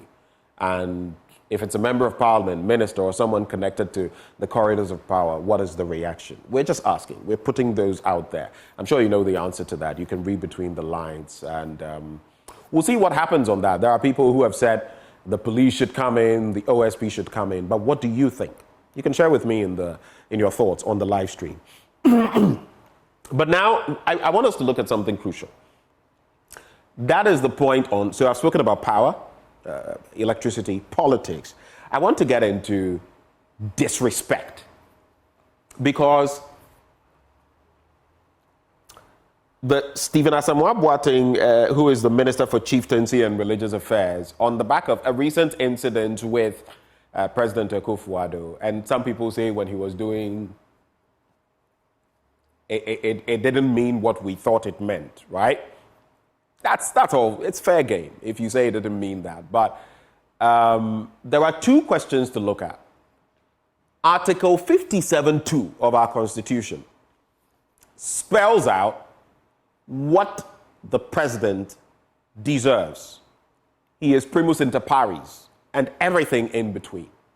But there is another article in the Constitution that I do not know whether Stephen Asamoah Boateng and his group took stock of before they put that statement out. But let me just go to my interaction recently.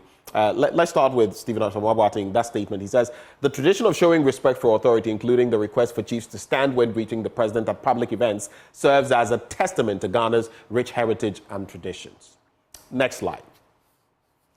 He also says, though, and when you come to Professor Tuguba, this is where it gets interesting, because on the back of that, Professor Tuguba said, listen, respect is not demanded.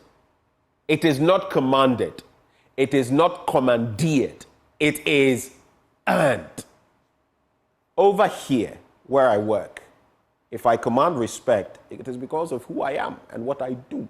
It's not because I go around, hey, respect me. So there are two sides of the coin. Now, he says, after this, he also goes on to look at the law. Let's get to the next slide. I've mentioned Article 57(2) and what it says about the president. But how about 271, which says that the institution of chieftaincy, together with its traditional councils as established by customary laws and usage, are guaranteed? But there's more. Next slide. If you are, as Professor Tuguba in that recent interaction with me confirmed, if you are in a traditional setting, Article 271 then takes precedence, because at this point, the president himself or herself becomes a stool, skin, or staff subject. At that point, you become subject to that stool or that skin that has jurisdiction over that area. And so, it could be that the person would get up out of respect if you've earned it and salute you, or may not. But look at the other angles. Someone could be ill.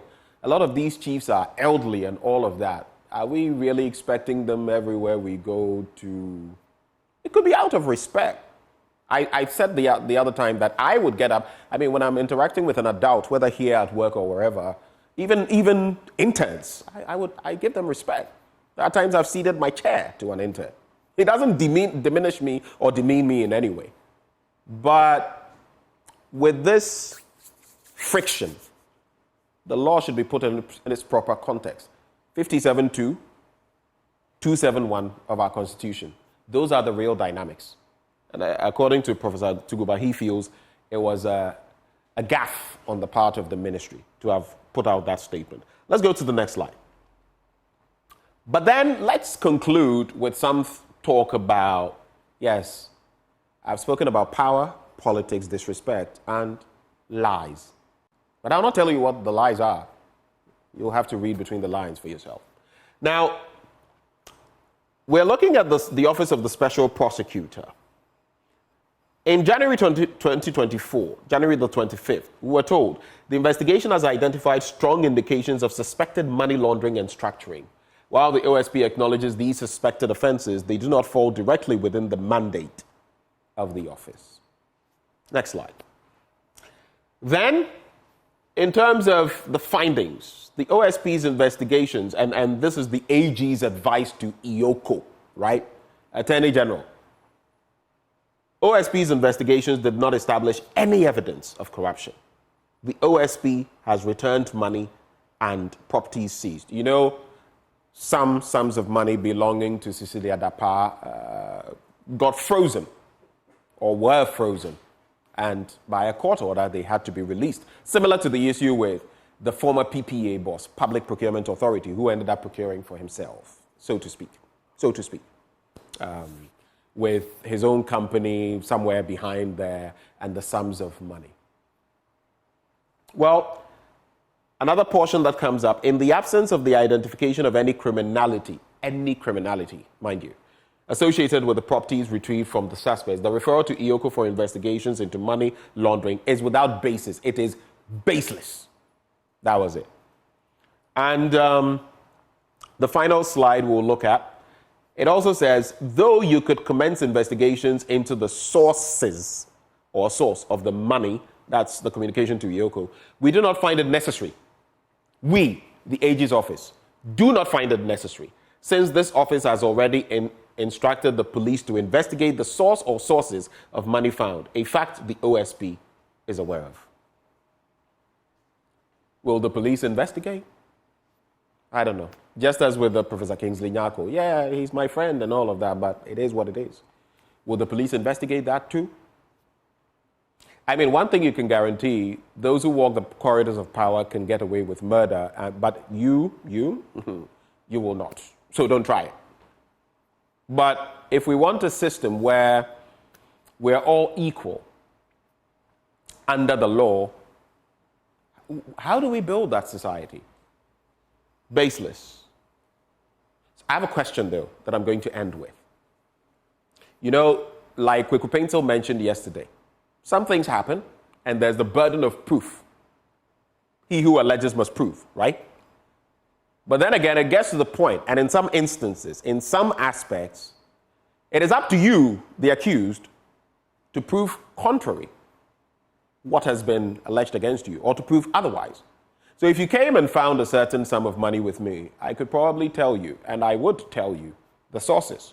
I do this, I do that, I do this, I do that. I consult, I do other things. I don't just,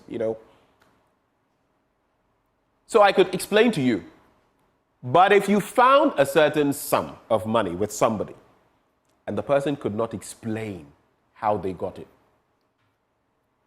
logically and legally, that money would have to be confiscated. And this is a law that applies to many countries. So I'll leave it there for you to reflect on. You know what our job?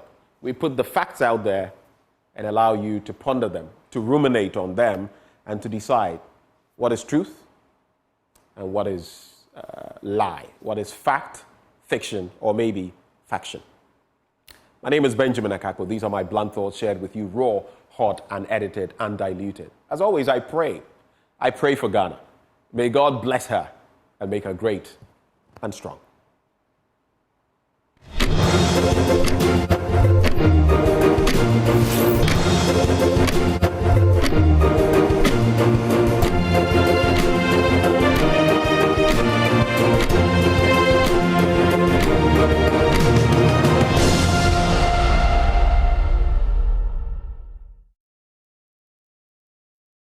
Welcome back on the AM show. It's time now for a conversation around the commissioning of 124 new housing units for the people of Appiatse. Yesterday, the Vice President and some other government officials commissioned new housing units for the community that was destroyed 2 years ago by an explosion. On phone with me this morning to get into the conversation is the MCE for Pristiahuni Valley, Isaac Dasmani. Isaac Dasmani, welcome to the program. A day after the commissioning of these 124 new housing units for the residents of Appiatse, how does it feel? Good morning, and thank you for having me. And let me take the opportunity to express my sincere gratitude to His Excellency the Vice President for gracing the occasion, all the ministers and the people who gathered in Appiatse yesterday just to commission the 104 housing units for the people of Appiatse. Well, I can say that yesterday, in fact, the whole place was led by them, where much about the first part or the first of the 104 goods that were handed over to market. Are you there? I'm here. Right. Yes. I lost you for a second. Go ahead. Okay. So I'm saying that yesterday the whole atmosphere was electrified, and a lot of people of Appiatse were happy. I mean, at least if you see the kind of work that we've done over the 2 years and what we have now, and then I think 124 rooms that we commissioned, including the other peripheral areas that we've given the money to the owners for repairs and all of that. So in actual sense, the 124 is a core Appiatse, and then we also had about 48 more of the new areas that has been rehabilitated in addition to that. Right. Now, this comes obviously as a relief to the residents, but there's been some concerns that some of these residents have raised. First, the issue of compensation. 14 lives were lost, 170 people injured, and these persons are asking for some sort of financial compensation, even in addition to the new housing units. How is that not justified? Please, yeah, I mean, it's just step by step. This one has to do with their housing unit, because that is where initially they were agitating for, and people contributed that we should build the houses for them. So my concentration basically has been getting their houses for them. I think the compensation and all those things is a civil issue that we are working on it. Some of the cases are in the hands of some lawyers and all of that. So I think when we get there, the public will also know about that. So there will be some compensation for these residents? Is that what you're saying? No, for that one, it's a civil issue. So I cannot emphatically say that, because we'll pursue it, and once we get to that point, automatically they will be compensated. Okay, could you walk me through the procedure or the mechanism for distributing the housing units to these residents? How does an individual or a family get one unit of these? Yes, when the whole incident happened, we took a data from the same Appiatse people. You know, almost all the mud houses were collapsed. Those were thatch houses because of the shocks and other things. So we just have to take a data from the people. And through that, we got 124 households. And the households, some of them have to do with 1 bedroom, and then 2 bedroom, 3 bedroom, 4 bedroom, 5 bedroom, up to about 6 bedrooms. So that is how the data works. So maybe if it is 1 bedroom, how many of the 1 bedroom, 2 bedroom, how many of the 2 bedroom, 3 bedrooms, how many of them are 3 bedrooms? So we took all data before we arrived at the 124. Now that we have even finished, even before we even get into shares, some people already know that they already have the owners because of the number of bedrooms and engagements that we have done with the community. So the month ahead, what we are going to do is that we have a community engagement, and then we engage them, and then we'll start handing over the keys to them gradually. So by the close of the month, we should get that work done, so that, they will all see sometime that they are going to move into the place. Let's talk about the durability. Even before durability, some of the concerns are that these rooms are a tad bit too tiny for the residents. Have you heard of such complaints, and how do you respond to them? But my sister, have you also come there to also verify? Because some of these complaints... Well, I don't need to get there before I can hear some of the concerns that the residents are hearing. I'm only asking if you've heard them because you're the MC, and to respond to those. The question is, what is the size of the room? What is the standard size of the room? And I'm sure this case has been resolved long time before they even started constructing the room. The issue that came up, was taken into consideration, and then everything has been resolved before they even took off, initially. A sword was the Vice President also cut sword for the second phase. That is the construction of 70 more. The 30. Right. Additional 70 units. What timelines are you working with? When should we expect that to also be completed? Sure, it's also going to start as soon as possible. But, construction has its own time limit. So, once we start, we'll give you the actual time that they are going to finish. But I think that within the next 1 year, we should be able to finish that. In a year? Do you have a sense of the... I'm saying that... Finish. Yeah. Go ahead. I'm saying that within a year, we should be able to finish that. So in the meantime, the people who do not get one of these 124 units, how do they live? No, but we are already housing them. The new area, the block houses that we have that were given to us by the Future Global Resources, we roof all of them about 90%. So we are housing about 90% of the people. So what we've decided is that once we move the 124 to the new place, and then those who have also repaired their houses, that money has already been given to them. Once they finish, there will be a lot of spaces where they are staying now, so that those whose houses are now going to be constructed will also move in. Some of them are already there, but those probably who are renting somewhere can also come in there and then probably also wait for us to finish. Are there any measures in place to ensure that this disaster does not revisit the people of Appiatse? Come again? Are there any mechanisms or measures in place to prevent another disaster of the sort from happening again? What are the security measures that you've put in place? For this one, we can say that we knew where the source of the explosion, and the measures had already been taken, because these days when you see that they are transporting the chemicals, they transport it visibly with escort and all of that. So in that area, I think the appropriate authorities have taken measures against all the companies that are transporting such product. That is one of the good signs, so that now when they are transporting it, people are aware about the content of the product. Hitherto, that when they are sending it, probably people might not even know the content. But for now, we can see that people knew the content of some of the products they are transporting now with the escort vehicles and all of that. And then we are also doing the sensitization about, not only Appiatse, that when some of these incidents happen, the way people rise to the scene and all of that. So it's part of the package that we started dealing with them, and then also talking to them and making sure that some of these incidents doesn't happen again. All right, hold for me, Isaac. Let me now bring in Darko Mensah, Kwabena Darko Mensah, the regional minister who joins us also on phone. Welcome to the program. Can you give me a sense of the total cost of these 124 new housing units that have been built for the people of Appiatse? You know that this is an ongoing project. The initial investment was $5 million. And additional ones are being every. So we'll give you the details when. Did you say the initial one was $5 million? I thought that was just the fine to the mining company. The fine was $60 million. The fine was $60 million. So we release $5 million for this project. Others have also contributed. Yes. That will be done by the finance committee, who can give you the final figure.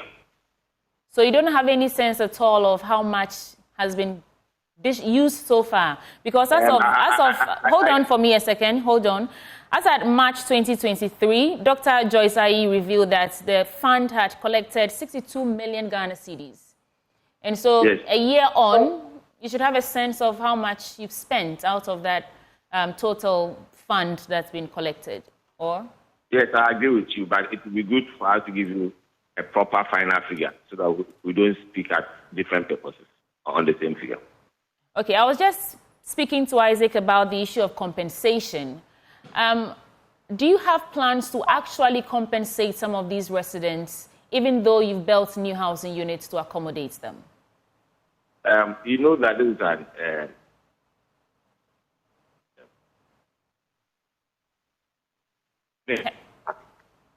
I lost you there for a second.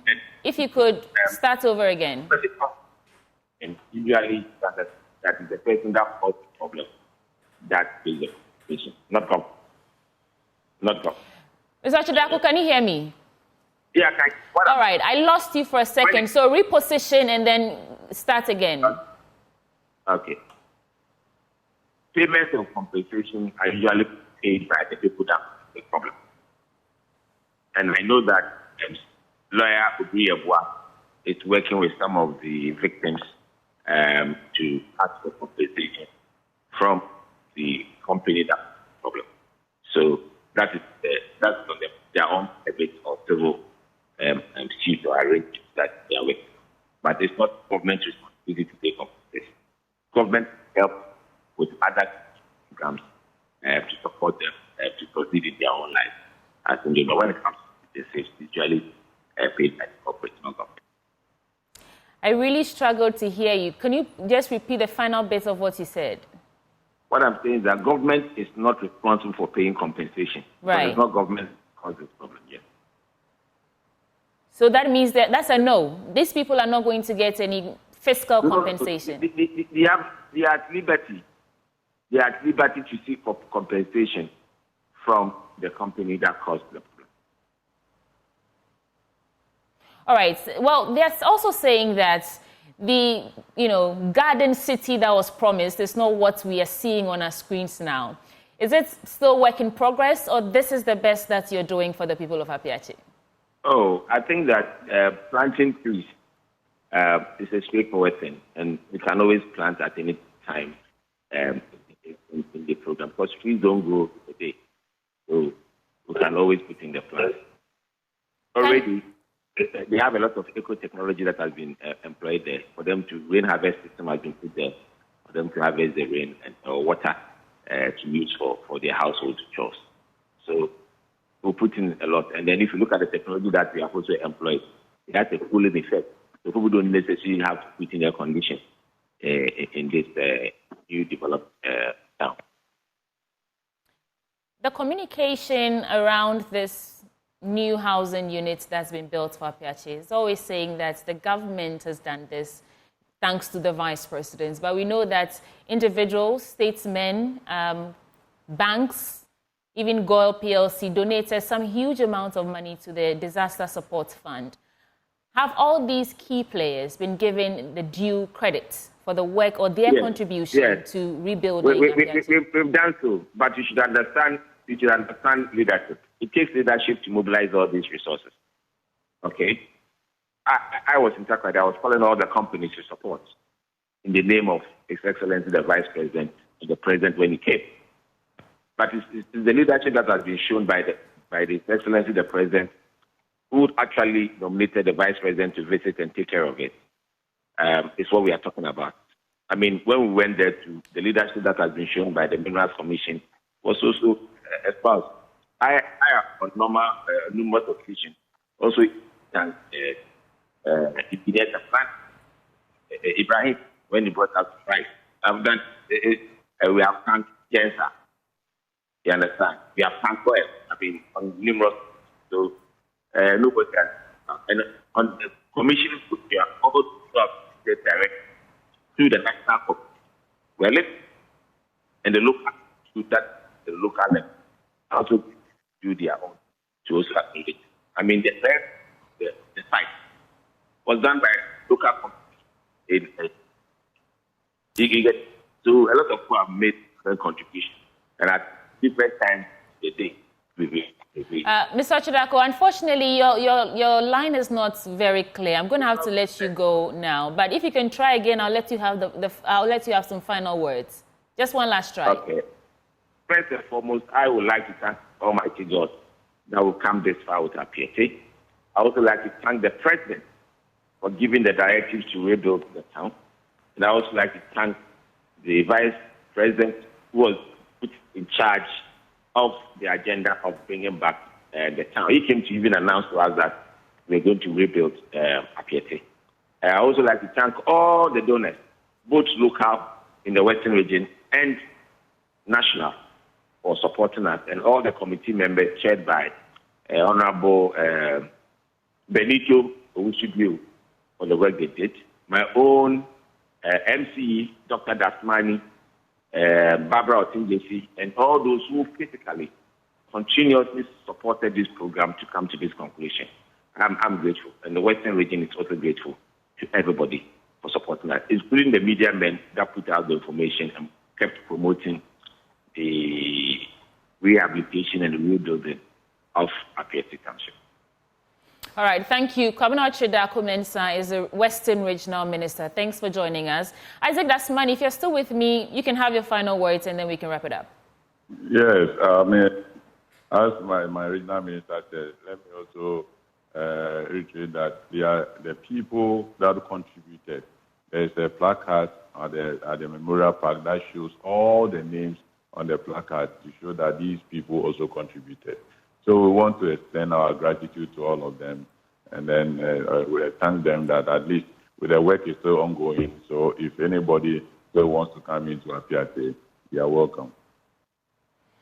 Thank you, Isaac Dasmani, the DCE for Prestea Honey Valley, where the Appiatse community, the new community, is. But that's how we're wrapping up for this belt of the conversation. There's still more to come. You don't want to go away. Stay with us.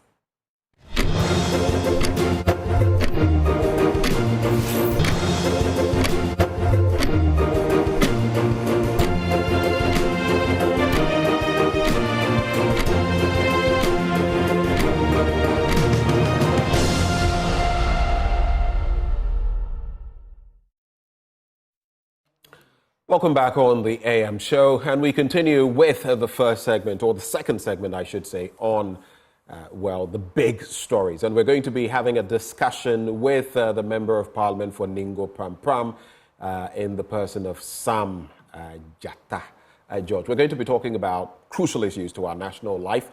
Now, let me just start off the conversation by saying that we got representation from the other side, of course, the New Patriotic Party. There have been some issues this morning, but we're still working on that so that we can have a conversation that has both sides duly represented. But for now, in the studio, the Ningo Pram Pram legislator joins me. Sam, good morning. Hope you're doing well. I am. Lovely shirt. Thank you. Let's start with power issues. When I shared my blunt thoughts this morning, I was talking about, that as well. The president saying there is no doom saw, it's over, and all of that. Some were asking if it hadn't been, what was now finally over. I'm sure you heard him, May Day and all of that. Did you have light overnight? Have you had light over the last few days, especially since Mr. President spoke to us? Okay, a very good morning to our viewers and to the good people of Ningo Pram Pram. The part of Accra where I live, my light seldom goes off, except there's a national blackout. Seldom. Oh, I mean, good for you. Yeah, it seldom goes off. Most parts of the city will be off, but we hardly go off. But the past month has been pretty erratic. We go off for about 12 hours every 3 days. In all honesty, we haven't had... The power went off briefly on the May Day. Okay. On May Day itself, we had an outage for about 6 hours. And since then, we've been back on. But but in my constituency where I'm the NP, I get reports, even yesterday, the lights were off.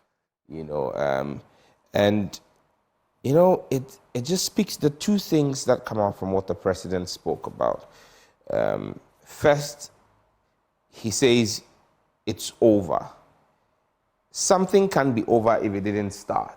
There had been a complete denial that we had gone back into a power rationing situation called doomsaw.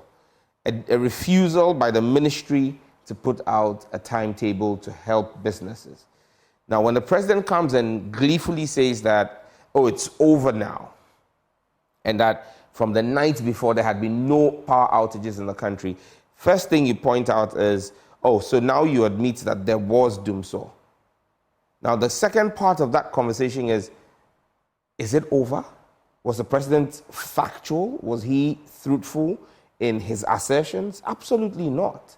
Because even at the time the president was speaking, there were outages, and up till today, there are parts of Accra, parts of my constituency, parts of the country where there are outages. So it's just unfortunate that we've come to this place where we're still being told, it's at times I ask myself where the NPP and its spokespersons get their confidence from. Because even in this situation, they're telling us that, John Mahama recklessly signed power purchase agreements and we have unnecessary excess power. How do you have excess power and you don't have enough power to power? But in all honesty, we know we've not had excess power for about 2 years now. Well, they've been saying, they are still saying. Even some of them admit. They admit. But it's still in their speaking points. Okay, that we've got excess power and there's too much power. John Mahama, what? But just because they've been told to run down John Mahama. But, you know, I have elders say that when the wind blows, you see the backside of the chicken. The wind is blowing now. Now, I don't know whether this is a wisdom problem or is a money problem. I'm borrowing the words of the Venerable Reverend Mensah Otabil. When there was power crisis under John Mahama, he said he's sure it was a wisdom problem, and it wasn't just a money problem. I'm pretty sure this is equally a wisdom problem. Okay? But we do know that it's a money problem, though there's no admission that it's a money problem. It also is a money problem. You know, money, even if there is a wisdom problem. Yeah, money problems could be a wisdom problem, because if you are not wise enough to spend your money well, you run into a financial difficulty where you can't buy the crude or the gas that is needed to fire the plants. And you see, this is simply because when they came in, they literally decided to truncate the processes that had been put in place under the Mahama administration, from the movement of our power plants to dual purpose, dual use, so that they could either fire light crude or heavy crude and gas at the same time, lean gas at the same time. You know, all of those plans that were put in place, I mean, they're more interested in renaming Ameri, you know, and renaming projects that Mahama did so that it looks like it's a new project and it is them. But look, let's call a spade a spade. We're in dire straits. And I think that the Minister for Energy, Matthew Poku Prempeh, must focus on the energy sector and work. I mean, that's what we pay him a salary for now, at least. Until any other announcement is made, he is earning a salary. What announcement could you be thinking of? Oh, the president has been doing reshuffles of late, so he could possibly do a reshuffle. If the president would take a cue from President Mahama reshuffled Kwabena Donkor out of the ministry when Kwabena Donkor gave us... Kwabena Donkor had said that within a certain period, if he hadn't attained something. But well, again, why should I? It's wishful thinking to think that President Akufo-Addo will be as efficient as President John Dramani Mahama. So I don't even expect that. But the bottom line is we pay Matthew Poku Prempeh a salary as our energy minister. We're in this crisis. The energy minister has not addressed the nation. No. He's not done a meet the press to give us an update or anything. I think the last time he was supposed to be in Parliament, and is Herbert Krapper who's taking to issuing statements and saying that, oh, this will happen soon. Look, what is the problem? What steps have been taken? It's not for the vice president on his campaign trail to say, oh, in a matter of days. He says it's in a matter of days. Then 3 days later, the president comes and says, oh, it's over. I mean, they're speaking from all sides of their mouths. And there is absolutely no consistency. And the power is still going up. And you know, 2 days ago on another radio station, it was heartbreaking listening to an Ice Kenke seller. And you see, Benjamin, this is the reality of the Ghanaian people. You are a blessed man. And I consider myself equally very blessed. But majority of our country is not as blessed as we are. This woman was literally on radio in tears because 100 Ghana cedis worth of Ice Kenke that she had done, because she didn't have a power shedding timetable, had been destroyed, had been messed up. It had gone bad. Gone bad. And that was her capital. You know, and why I say you're blessed and I'm blessed is because you would go to some of the restaurants me and you may go and sit in 100 Ghana cedis, can't pay for one meal. But that's the entire capital of someone's business. And she takes care of her children from that. And this is the insensitivity of government. And that's why we're not saying that, look, and let's get this right. I'm not saying that, oh, Dumso has come, so Nanado. I'm not going to play the politics of the NPP, because as part of the NDC government where there was Dumso, I'm just saying that let's be responsible as government. And that's one thing you can't take away from John Mahama. Apart from the fact that John Mahama fixed the problem he met, it wasn't his creation, he met it, but the point is, they gave us a timetable. When you were leaving home, you knew when your power was going to be on and when your power was going to be off under John Mahama. So you could plan your life. Today you can't. I've seen stories on Twitter, and people speak about how they're supposed to be working from home. They don't have power. They move from home, sit in traffic to a friend's place thinking there is power. They get there, there's no power. They are basically trotting from one spot to another because you don't know where there is power. We're just simply saying that, look, we understand. You've messed up the situation. You were giving a situation. Look, and let's call a spade a spade. Since 1998, since 1998, and take this, and your production team can go and check it. Since 1998, this is the first government that was handed over power, political power, without a deficit in electricity generation power. Because, look, France 98, under Rawlings, we had Doomsday in Ghana. There were power challenges during France 98. And so when President Akufo took over in 2001, he had that challenge to deal with. He tried to do a few things with it, but don't forget, in 2006, 2007, he had to march pastors to Akosombo Dam to go and pray rain. Our pastors became rainmakers to fill up Akosombo Dam. He handed over a power crisis to Professor Mills and John Mahama. John Mahama took over that power crisis, and that's when he came and stood in Parliament in 2014 and said, I own and take responsibility for this crisis that has existed, and I will fix it.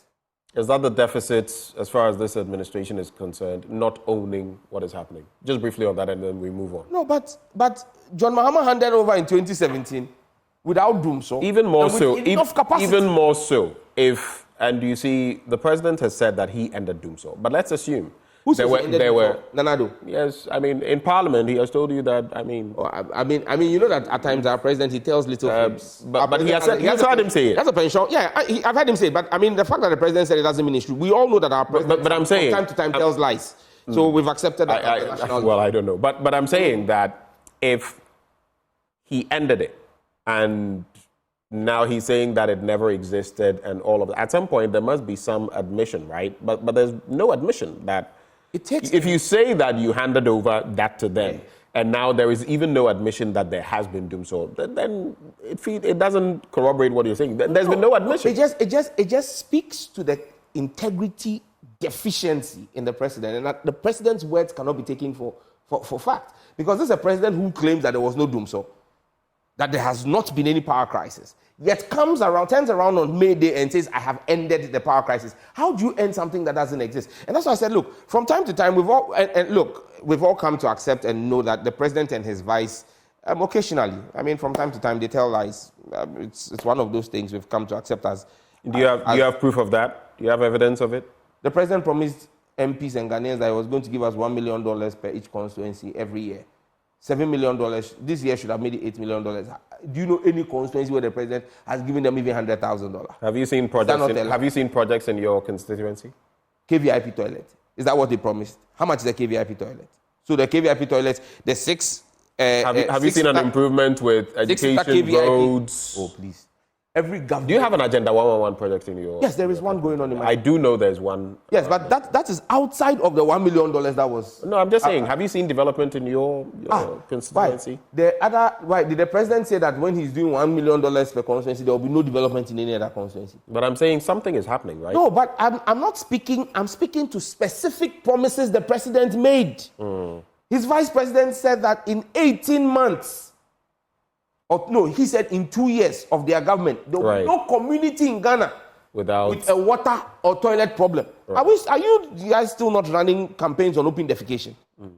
Don't we still have communities without water in the heart of Accra? All right. Did the president, wait, I'll give you one more lie the president told. Did the president not tell us that if we voted for him, in 18 months, he will fix this economy and turn it around? Did he not promise us that? Has he done that? Is it not a lie? Did the president not tell us that God was going, and this was in 2016, when he was campaigning. And you see, at times, they have the same book of lies that they tell from. So they are repeating it. The president in 2016, during his campaign, said God has brought him to use him to fix the problems of Ghana. So the battle is the Lord. 2 days ago, Baumia says God has a use for him. They think we have short memories. No. They said we don't have. When John said we have short memories, they said it's not true. So yes, we don't have. We remember that the president told that lie. And Nanado told that lie. So like I said, I want to run through a number of other issues very quickly. Starting with a quick update on Saglemi. What's the latest you know? We've had talk about it and what the state of it is. Now, there are thoughts of selling it off or introducing private investment into it. In just about a minute, what can you update me on when it comes to Saglemi? Well, we've had the new minister for Works and House, Nkojo Nkrumah, say that he wants it disposed of by private sector engagements and all of that. Well, that's fine. Francis Asenso-Boakye had already had tried to do it. Talking about. But look, Saglemi is a clear example of what partisanship, unnecessary partisanship, does to the taxpayers' purse. These buildings were literally completed in 2016. I went in there in October 2016 with President Mahama, then as candidate, me as parliamentary candidate, where we did a commissioning, where many of the buildings had been completed, the flats, not the townhouses, the flats had been completed. And all that was needed was the drainage and water to be connected. A government takes over and leaves it to rot. Look, today I've spoken to people, a very senior member of Greda, who tells me that, look, this thing, even if they dash them as Greda, they don't want. Because as Greda?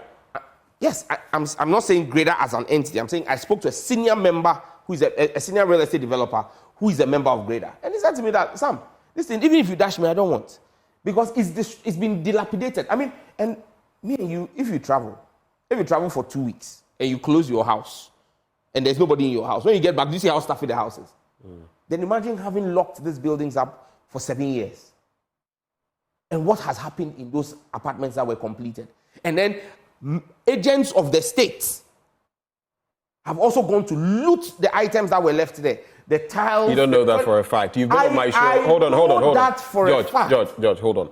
You've been on my show and said that, yes, you had this encounter. They called you in. Some people had in the bucket of a vehicle and all of that. You know that. So how? I'm saying by what? The case what was evidence can you say that it is party people who went and stole the thing? Oh, it's party people who were put there. They were put there as party people, national security. They claimed they were from national security. Party boys put there to protect the place. They stole the things. They stole the tiles, stole the doors, So currently, what are you saying? That Saglemi is what? It's a lost cause? It's a lost cause. This is just this Tuesday. It's a lost cause. But I thought you said you wanted the NDC to come to power and that you would complete the project. Yeah, but that's what I'm saying, that the cost to the taxpayer, at the time we were handing over, we needed about $25 million to complete it. Now you need well in excess of $100 million to complete it. Look, Asenso was offered it to Greda at $100 million. Today we are hearing that Kojo Nkrumah is offering it at about $40 million or $20 million to a foreign private investor. So depreciation? I mean, absolutely. And that's because of the amount of work that needs to be put in, work that we shouldn't be putting in, but simply because of the petty partisanship of Akufo-Addo and his government, we are here. But on Tuesday, I was with the Ningo Traditional Council, because Saglemi is under the Ningo Traditional Council. And they said they are waiting to hear from government. When they gave the land to government did not tell them that they were going to sell or give it to a private person. That's not the agreement they had with government. And so when ministers are issuing selling orders without consulting the custodians and owners of the land, well, let me use this opportunity to serve notice that I stand with my chiefs to say that any private investor who thinks that he's just going to come in there and come and take it because some government minister has said come and take it, the land is not government's land. The chiefs and people of Ningo gave the land to government because government said they were doing a affordable housing project, and the target at the time, Honorable E.T. Mensah cut short as Minister for Works and Housing was for government workers. We're not going to sit back and have some private person just come in and then they create some shadow entity and come and buy it off the state at peanuts. No, that's not going to happen. So if a future NDC government came, you would still try to work on it? It's taxpayers' money. We can't leave it to rot. But some people must pay a price in court for this mess. Okay. I mean, you politicians, you have a penchant for doing this. Oh, and heads will roll and all of that. But you come to power and if the next Mahama, hopefully when the next Mahama, nothing happens. So until something happens, I think you politicians should just lay low. And keep quiet and stop making promises that you likely will not fulfill. I'm making a commitment to you and the Ghanaian people. Right. Hopefully, and by the grace of God and by the will of the people of Ningo Pram, I will still be their MP in the 9th Parliament from 2025 to 2028. And hopefully, and by the grace of God and the will of the Ghanaian people, John Dramani Mahama will be the president of Ghana. And I can assure you of one thing. As the member of Parliament for Ningo Pram, I will demand justice on the Saglemi project for the entire 4 years of the Mahama administration. All right, let's I will hold the government accountable to ensure that someone pays the price for it. That's fine. But let's look at another side of the coin. We're talking about Saglemi. How about Appiatse? You must have heard about what has happened. Look at the buildings. They look beautiful. There's grass growing, tanks. I mean, it's still, there are aspects under construction, but that community has been restored. Miracles have happened in Appiatse. And gradually, within the next few months, life will be restored there. Over 30 plus people killed. This is how far they have come. Aren't you impressed by this? Some have even said that this probably should be a model that should be used for many communities across Ghana. Your take? Benjamin, Appiatse is, again, a blot on us as a nation, and especially those in authority who had the responsibility to ensure that the laid down rules, it's not like we didn't have rules for the transportation of mining explosives. We did. Somebody slept on the job. I don't know who's paid the price for that. 30 lives were lost, as you rightly pointed out. It's heartwarming to see these new buildings. And I must give credit to corporate Ghana and the ministry that oversaw. And there was, when you say ministry, Lands and Natural Resources. And there was this committee that was set up. The Appiatse Fund Committee. Reverend Dr. Joyce Ayi. A lot of credit must be given to them, and a big thanks must go out to the private Ghanaian citizens and corporate bodies that contributed money to building this. How about government? The Ministry of Lands and Natural Resources. Yeah, but I mean, part of government, and that's what I'm saying, that credit must be given to them for taking some proactive step. But as we give them credit, they must also bear responsibility for their failure. To do what? Which occasioned Appiatse in the first place. Right. Appiatse would not have happened if the ministry was on top of its job with its agencies and ensuring that the transportation was done right. But even as we celebrate... Mistakes happen.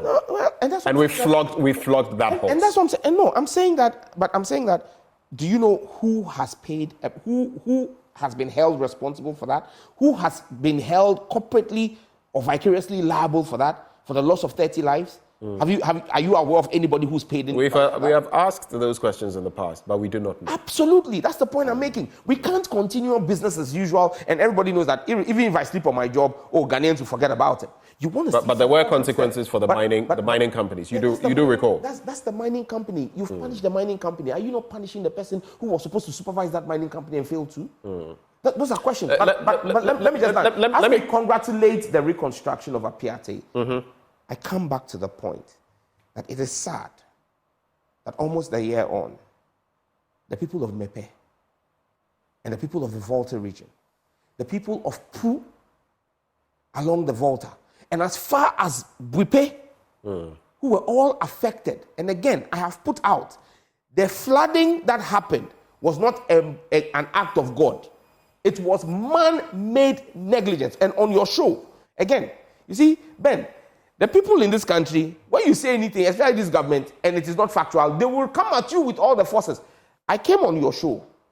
Well, I don't remember if it was your show or another radio station, but I think it was another platform. I put out fact by fact how human error led to the flooding at Mepe. And Ben, I'm going to do it again. Look, let me tell you. Briefly. Yes. Let me state on authority that the flooding that happened was not an act of God. It's simply because the VRA, the engineers at the VRA, failed to do their job. Which is what? Okay. You have what you call the long-term average. That gives you an idea of how much water is coming into the dam. Now, this is the long-term average over a 10-year period. The long-term average is 1.5 million meter cube.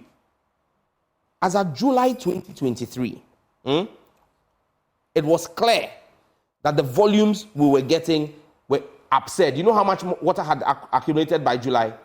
6.5 million. When the long-term average was 1.5 million. Immediately they should have started spilling. This happened, a similar thing happened under Professor Mills. And they spilled over a graduated period of time that did not lead to the flooding. But they sat on it.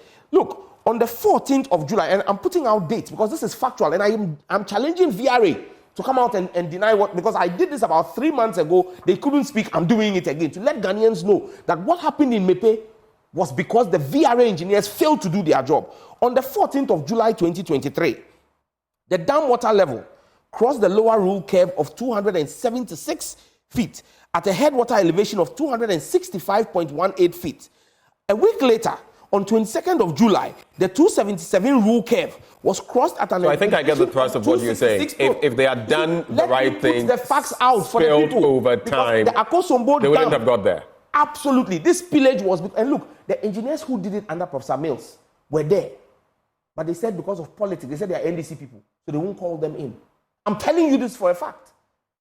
The people who did the previous spillage the last time we had excess water beyond the long-term average. But Sam George, they refused. An engineer is an engineer. You don't need an engineer from a certain period. You don't understand. To come back. You don't, Benjamin. I believe you understand. You are playing the ostrich. You know that in this country, under this government, anybody who worked under Mahama and Mills, they see you as NDC. And so they said those people, they are Mills's and Mahama's people, they are NDC. So they didn't bring them in. And that's why Akosombo happened. And up till today, have you seen one building built by government? But for the benevolence of corporate Ghana, my church, for example, the Perez Chapel International, I'm proud to be a member of that church, Archbishop Ajinasari, paid for the building of a whole dormitory that houses 100 people through the City FM relief. And so today, 100 people have accommodation paid for by Perez Chapel. Other institutions did the same thing. We went there with relief material.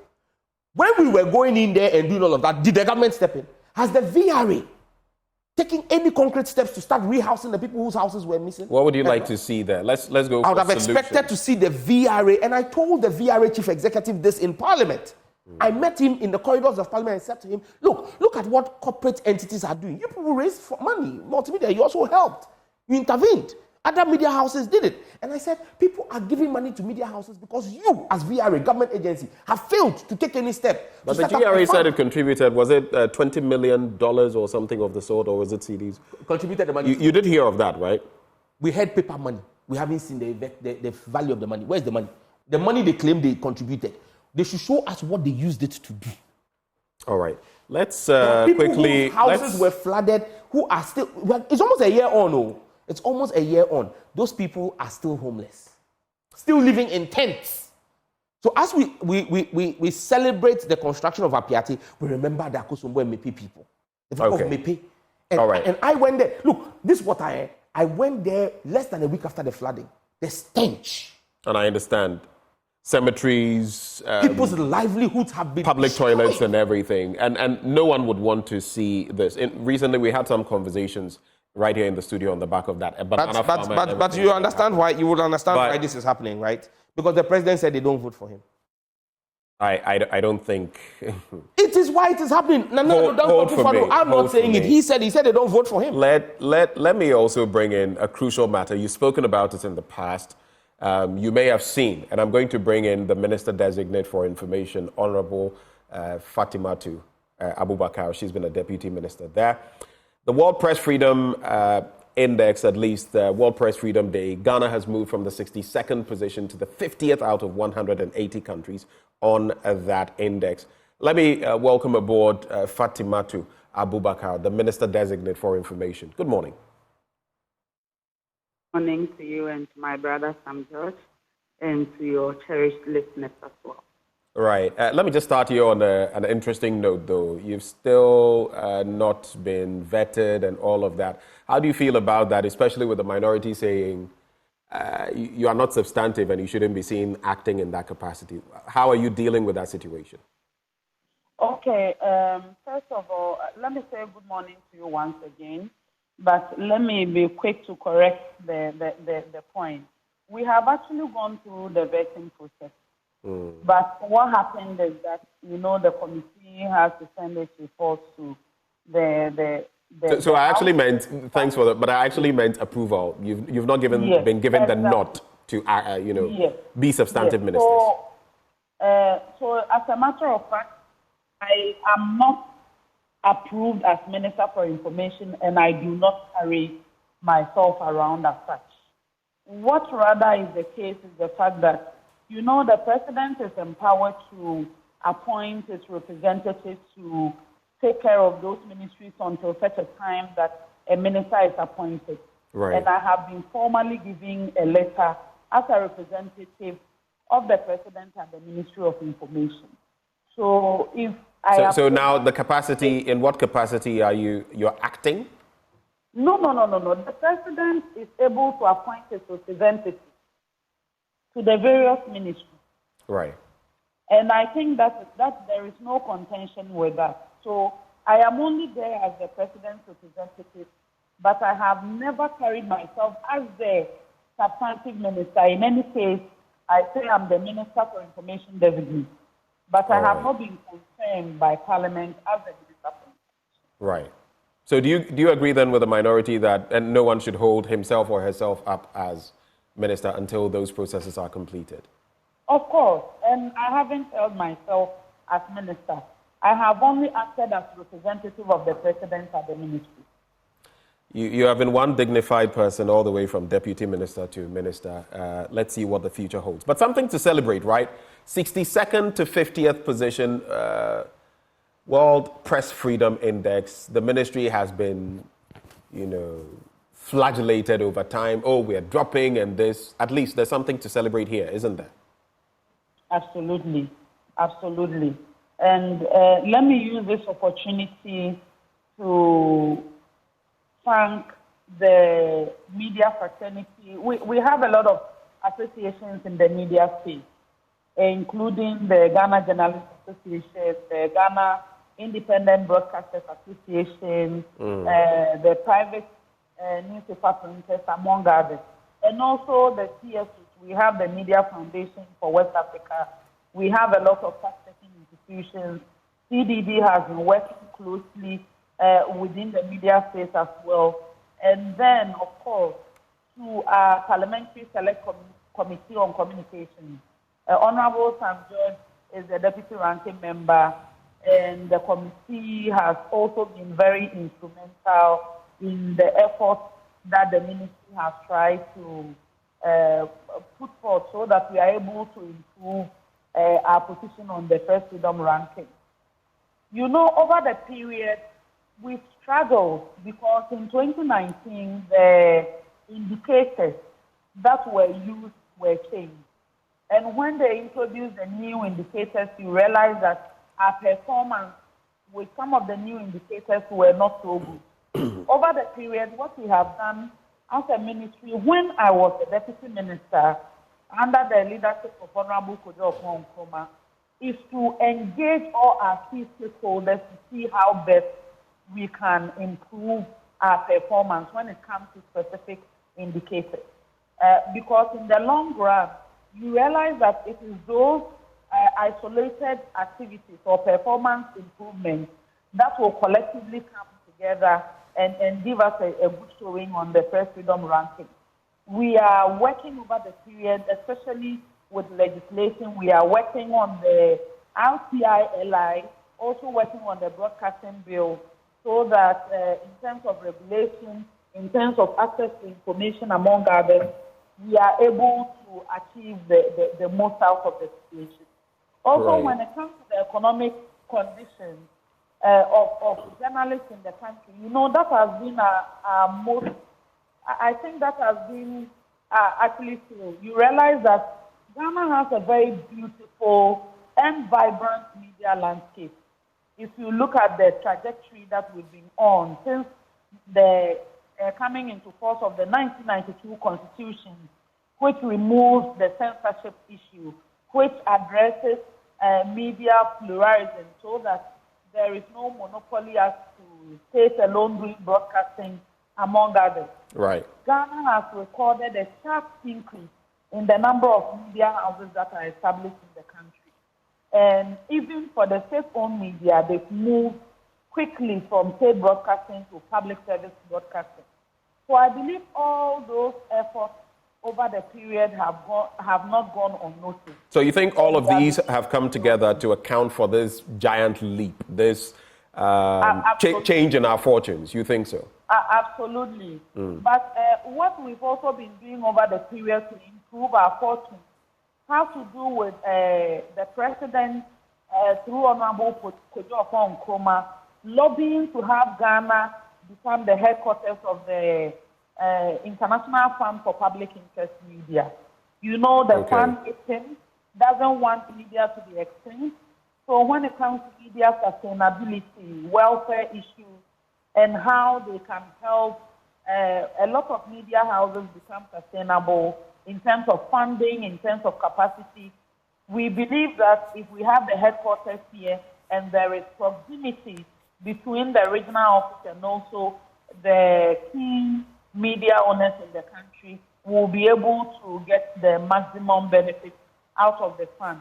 And that is what over the period we are doing as a government to make sure we facilitate the office arrangement and the full operationalization of the fund in Ghana so that the media houses can also benefit from it. Okay, so these two bits for you, and then I think I can let go of you. I know you're pretty busy. What can we expect on the back of this? What measures are we going to put in place to ensure that we can improve even further on the Press Freedom Index? And a thought that just came to mind. The previous bit I asked you about being a minister designate. Does it impede your work in any way? Are you really looking forward to becoming the substantive minister? In other words, are you impeded in any way because you've not been approved and maybe some things you can't do? A quick thoughts on that, and then I'll let go of you.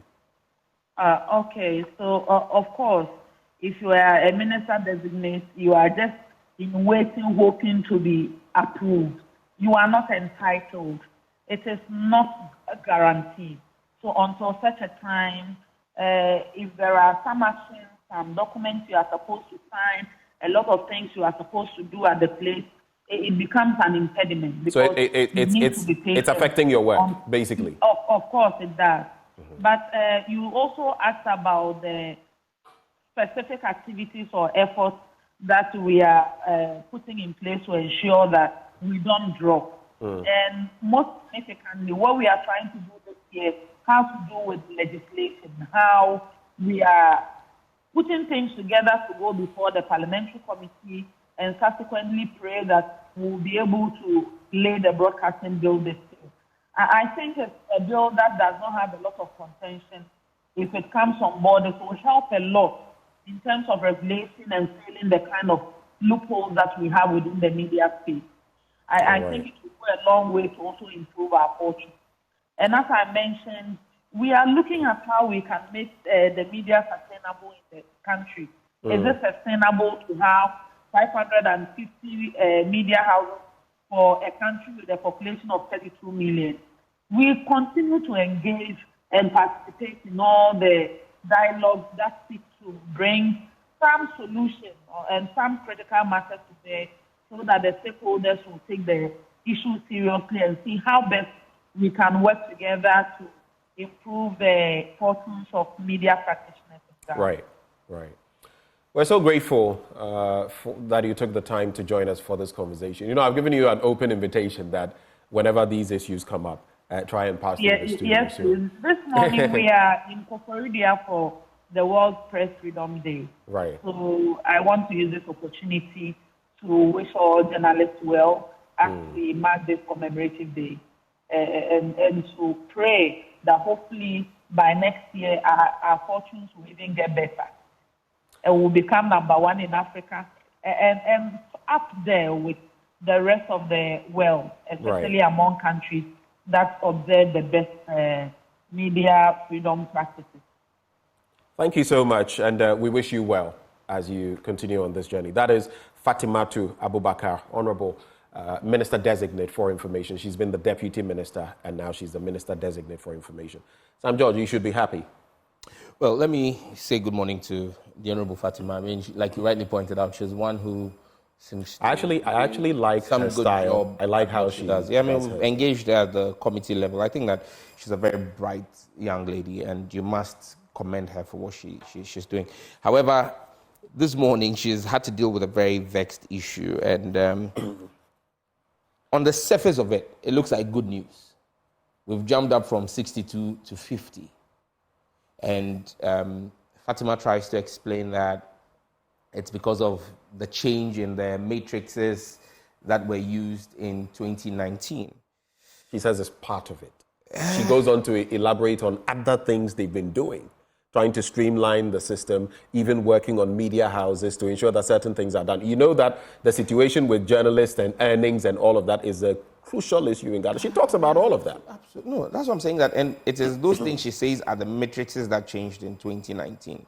I'm just going to quickly do a recap 10 years down the line, okay, from 2012, for all of us to appreciate why I'm saying that even though this may look like a 12-point jump, it's not worth celebrating yet. But it is still a 12-point jump.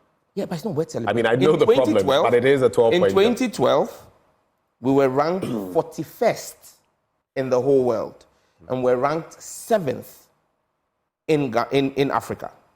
That's the last year of Professor Mills. Then when Mahama took over in 2013, and let me be honest, the ranking you get for a year is representative of the year before. Exactly. So in 2013, it's basically the ranking of the last year of Professor Mills. We moved from 41 to 30th in the world. 30th. And we're ranked 3rd in Africa. Then in 2014, where you began to see Mahama's own efforts in space, we were ranked 27th in the world, 3rd in Africa again. In 2015, we moved up to 22nd in the world and 2nd in Africa. In 2016, we're 26th in the world, 2nd in Africa. Then 2017, we maintained 26th in the world, 2nd in Africa. Then the first real ranking of the Akufo-Addo administration. Because you will say that 2017 was based on Mahama. 2016. The first real ranking of the Akufo-Addo administration came in 2018. We moved up to 23rd in the world, and we're ranked 1st in Africa. Then 2019, we dropped to 27th in the world, and so maybe to just, Africa. Just make it brief. And then, no, I'm wrapping up. Just then 2020, 30th in the world, 2nd in Africa. 2021, 30th in the world, 3rd in Africa. 2022, we dropped from 30th in the world to 60th in the world and dropped to 10th in Africa. In 2023, we were 62nd in the world and 9th in Africa. Now, this is the reason why, when the matrices were changed, these are the reasons that were used. This introduced 10 different categories: killing of journalists, kidnapping, unwarranted sentencing, physical attacks, arrests and detentions, threats, media shutdown, suspension, bans, and seizure or destruction of journalist equipment. And now, if you want, I can then give you the years. We can't. No, I can give you all of these instances, these 10 matrices. How in 2021, 2022, 2023, we fared. I mean, you remember the Caleb Kuda incident. You remember the Modern Ghana guys. You remember the break-ins at I remember so many of them. I remember those XYZ. are the things but, that have led us to where we are. It's not about remuneration per se. So I get no. So I'm saying that it's a conglomerate of issues. But Sam John, let me make this point. The point is, we may have plummeted. The point I'm trying to make is that from 30th. This best performance, it is not half as good as the worst performance of Mahama. But the 50th that we are at is not the best performance of the MPP. It is not. Absolutely. You just mentioned the 23rd placement and 1st in Africa. But the point I'm trying to make, today. Sam John, let me do this. The point I'm trying to make. That's what I'm saying. We can't celebrate is that if we plummeted from 30th to 62nd, a difference of 32 points, and we've clawed back from 62nd, we didn't go further down. We've clawed back from 62nd to 50th. We've gained 12 out of the 32 points we lost. So we have a 20% deficit. Is it not something to celebrate? No. You see, and that's the deception of the MPP. And that's what they're doing to us, not just with press media freedom, but in everything. We hand over a country to you. We are at a certain pedestal. Then you destroy it and send it so down. Then you claw a little back, then you say, hey, we should praise you. It's the same way we gave them dollar at 4 cedis. Today, dollar is 15. They say, hey, it's not that bad. Our depreciation is better than yours. They say their doom is better than Mahama's own. It's the same way. A gallon of fuel under Mahama was 14 cedis. Today, a liter under them is more than 14 cedis. So, Benjamin, we would celebrate them if they take us beyond where we handed over to them. We handed over a country that was 27th in the world and 2nd in Africa to them. We cannot be celebrating when they have recouped from 62 to 50, which is still below where we were when we handed over to them. Look, do you know what the report says? And when you read the Media Foundation for West Africa report, it's damning. A country like Burkina Faso, that has a military ruler, that has expelled international journalists, that has banned the retransmission of foreign news. In Ghana, we still have BBC, RT, Radio France International. We've got VOA all transmitting. Some of you retransmit DW. Burkina Faso has banned all of that, yet Burkina Faso is ahead of Ghana. Niger is a military junta. Niger has suspended their parliament. There is no parliament in Niger. Niger is ahead of Ghana. So finally, there's nothing to celebrate. That's what you're saying. How can we celebrate mediocrity? All right, let's make tracks. They should take us back to our days of 27 and of being number 1 and number 2. Then we will celebrate. Let's run through a few more issues and then we shall draw the curtains on this. Now, we know that the majority has requested that the Speaker of Parliament cause Parliament to be reconvened or to address some urgent government business, and the Speaker has 7 days to recall the House. I bring that in respect of the different dynamics of the legislature, the executive, the back and forth, and the LGBTQ bill. Is that bill in limbo now? Well, and you know, in recent times, let me just add, the European Commission, one of those, I've just forgotten his name, saying that, it will not be approved. It will not be given assent to by the president. That means your work is basically going down the drain. Oh, no, it won't go down the drain. And I'm confident about that even if Akufo-Addo chooses not to sign, the next president of Ghana will be forced to sign. And will be forced to sign? Yes, and even Akufo-Addo will be forced to sign. Look. Akufo-Addo will be forced to sign a bill that he has refused to sign. He's not giving you any reason. It's ended up in court. You're saying he'll be forced to sign it. The Constitution knew we will be handed a tyrant and a despotic president like Akufo-Addo. Why do you call him that? Who has absolutely no regard for the will of the people. The will of the people in this country, in our whole democratic dispensation, is expressed by Parliament. Because Parliament is the only true representation of the will of the people.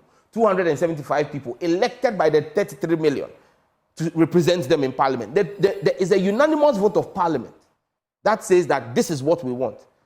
You know, recently the High Court gave a judgment that said even though Roxanne Dafia-Mekpo's application of mandamus met all the thresholds, and I've just read the ruling, very interesting, because of the Supreme Court case.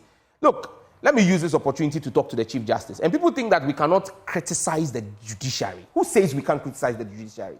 The judiciary is paid with our taxes. If you can criticize the president and criticize the speaker, why can't you criticize the Chief Justice? The judiciary is not law unto themselves. And let me speak to the Chief Justice. Madam, you are a Christian. You go to ICGC and you preach in Tema. Reverend Kujo's church, you preach there. And I'm expecting that you will walk your Christian faith. If everybody is afraid to talk to you, I will talk to you as a Christian. Because listen, the president had a meeting last week Monday. He had a meeting last week Monday in the Flagstaff House with Nana Asante-Bedi Otuo, the Deputy Attorney General, and some members of the coalition that worked with me. And at that meeting, the Deputy Attorney General had the effrontery to tell the coalition that the Richard Sky case... Alfred Tiayeboa? No, the woman, the lady. Okay. Isn't it Abina Dapa also? Right. She had the boldness to tell the coalition that the Richard Sky case and the Amanda Odoi cases would not be called by the Chief Justice till next year. Now, this should be a cause of worry for all Ghanaians and anybody who watches our democracy.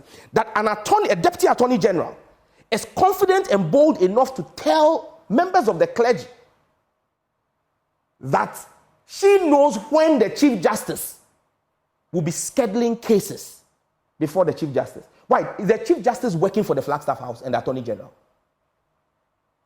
And I'm expecting the Chief Justice and the judiciary to respond to this.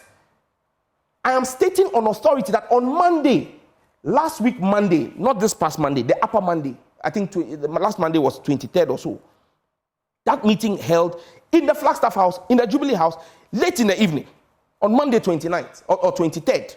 Monday 22nd of April.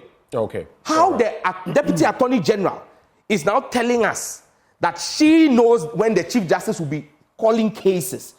That's why the Chief Justice sits there and gives credence to this by allowing. But how is she giving credence to that?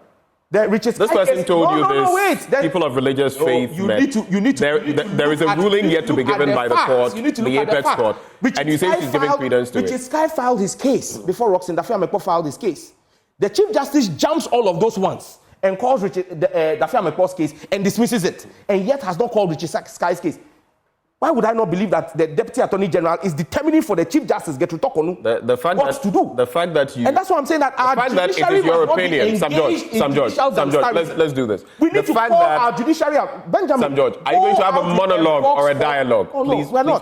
We should go out with a vox. Let me make this point. Nobody trusts our judiciary today. Let me make this point. Their reputation is in tatters. If you don't... Because of this kind of things. Then when you have electoral issues, why do you end up at the judiciary? That's why you must have some trust in them. No, but that's why we're all saying... But the point I'm making is... Everybody knows that they will give a 7-0 verdict. The fact that people you have predict our Supreme Court and they fall into it, Tom. The fact that you have an opinion doesn't mean the Chief Justice or the judiciary can't have its own. They should purge themselves of this impression. Opinion. So that is Sam George's opinion. Right. Yes. But I just got this information thanks to our data and research team, because they also just prompted me about this. Actually, when you also look at the World Press Freedom Index, right?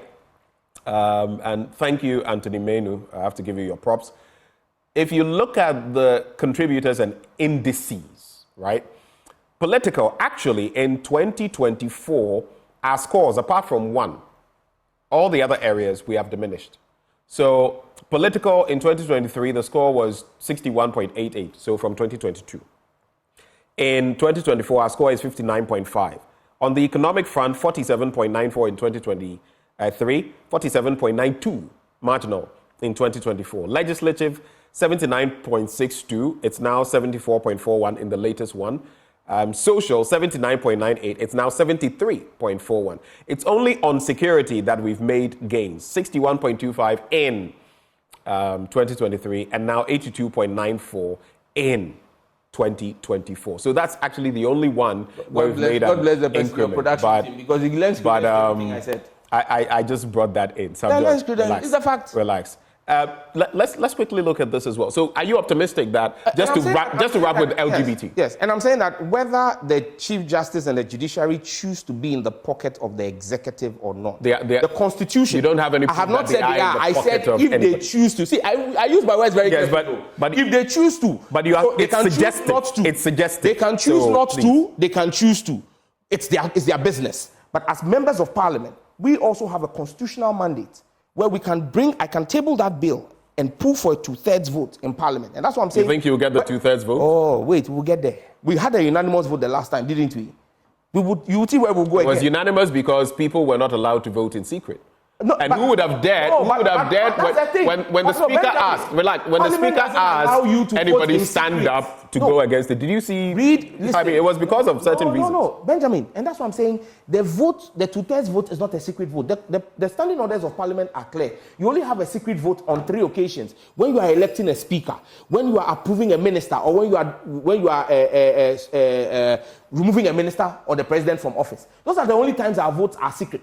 Every other vote in Parliament is an open vote. But there are other ballots where, there have been debates on whether it should be secret or not. It won't change because our standing orders are our standing orders. The standing orders are clear. So check. Every time we've had a secret ballot in Parliament, it's either for the election of the Speaker or the approval of ministers or the removal when we did the censure of Akufo-Addo. That's it. Okay. So that's why I'm saying that whether the executive and the judiciary choose to go into an illicit love affair, Parliament would carry on the will of the people of Ghana. All right.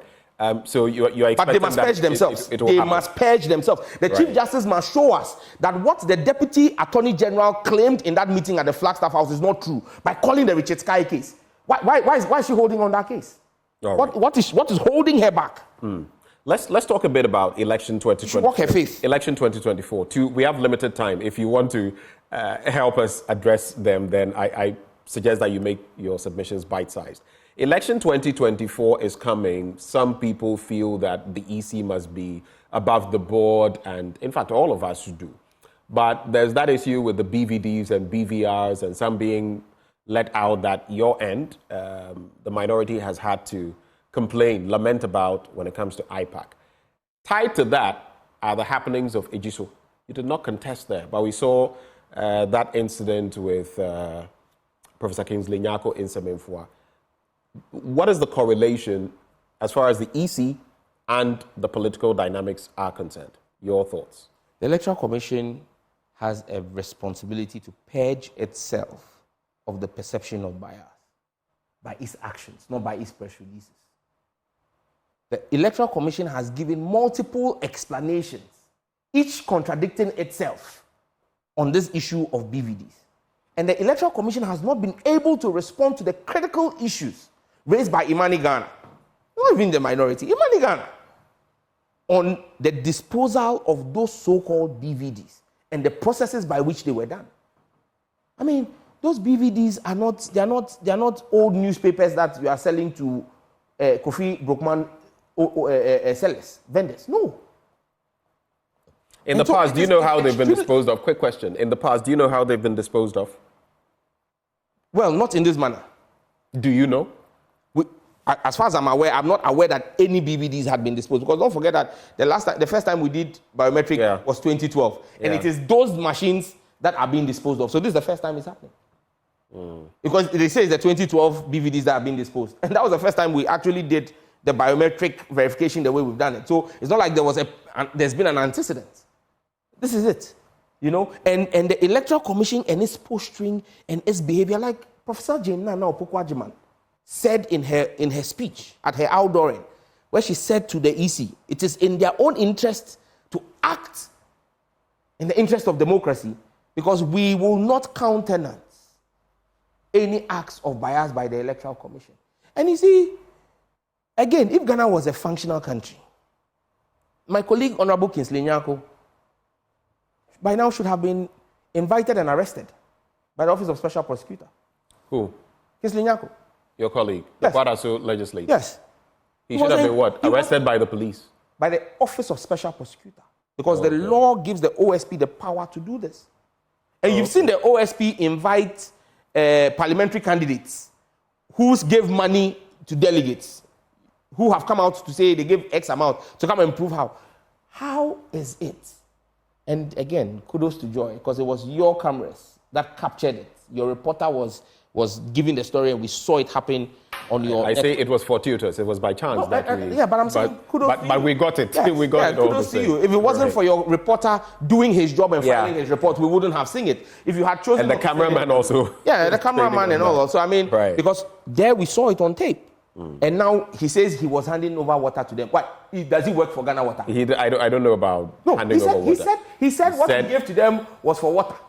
He said, I mean, we had an interaction with him. He said it was for lunch. What, now he's a caterer? So that's it. Is Kingsley Nyako a caterer? Is he the one sharing food? He says he gave it. He says it. I mean, people have spoken to us, and it's a cultural thing. You all do it, don't you? Is he the one? You politicians, you all do it from the NDC side. Sometimes you even give food to the other side, don't you? Benjamin, this is a behavior in the media that at times worries and affects the national discourse. I am just saying what you... When we have a person caught on tape doing something that we all agree is wrong, let us not say, NDC, QFZ, they all do it. No.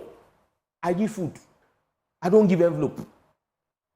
When I come there, I feed my agents, and we provide food for everybody. Police, MPP, everybody who is at the polling station. My team provides food, not envelope, food. We give them food. You were saying the money was for the food. You believe that lie? Okay, so let's do this.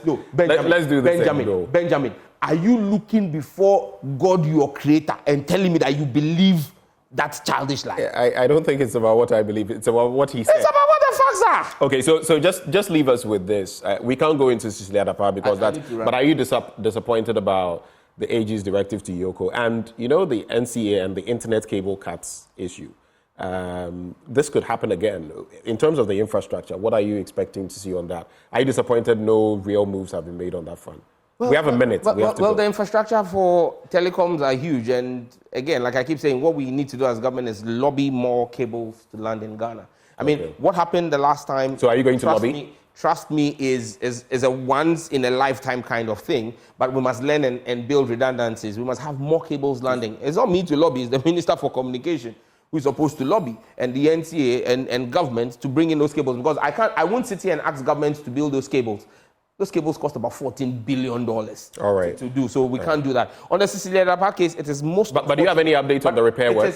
The repair work, do you have an update? The last update I heard from the Chamber of Telecoms is that by end of May, in fact, ACE has been completed, SAT3 is fully back up, and ACE is one of the key ones because ACE is what provides capacity to MTN, their major capacity support service, SAT3 to Telecel. So basically, main one is under repairs and should be completed before end of May. So I think by end of May, we should have full capacity. Thank you for that information. Are you disappointed in the AG? I mean, it's shameful, but I'm glad I saw the statement put out by His Excellency John Dramani Mahama that the next government you revive the will investigate the allegations of graft, money laundering against Cecilia Dapa. Thank you, Sam. And not just her, all of them. All of them. Sam Jatta George, thank you very much for joining us this morning. He is the legislator for Ningo Prampram, joining us to talk about myriad issues. Stay with us. We'll be right back on the AM show. If you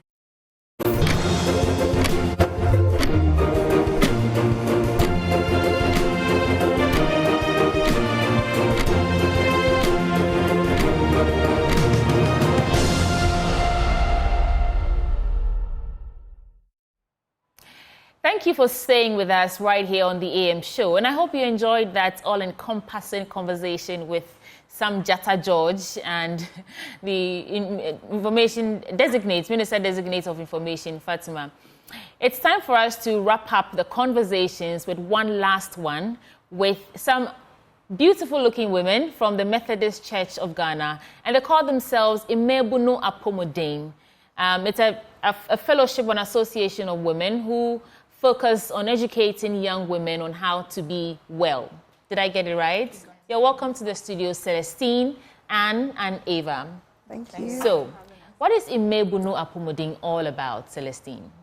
Very well, thank you. I'd just like to say good morning to your viewers and send some warm greetings to the Methodist Church of Ghana, to our diocesan chairman, Sister Jemima, then to our bishop, Right Reverend Professor M.Y. Edusa Asin, our lay chairman, and all the big people we have at DYO in the diocese. Okay. So Imebun Apomodeng is an initiative by the Girls Fellowship in the Northern Accra Diocese, because there are a number of dioceses.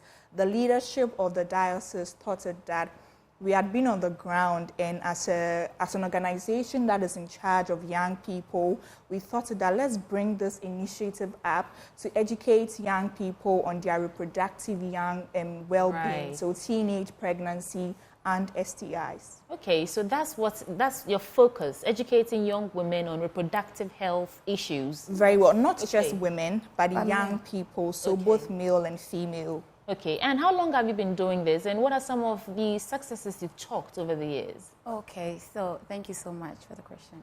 I would also like to extend greetings from the Connectional to the Northern Accra Diocese Son Girls Fellowship. We are really proud of you because this is a big campaign that you're doing. So first of all, I would say that we started last year, 2023, and we had a great time campaigning and educating our young people. We went to some schools in Awashi, the Methodist school in Awashi. We went to the Gasab communities. We went out on the float, educating and doing the campaigns. And when we went to these places, we realized that most of our young people are lacking sexual education. And it dawned on us to repeat it this year, because we felt that there are a lot of girls, there are a lot of young boys who are very naive about these sexual education, exactly, and because there are no conversations at home, at churches, and even in school.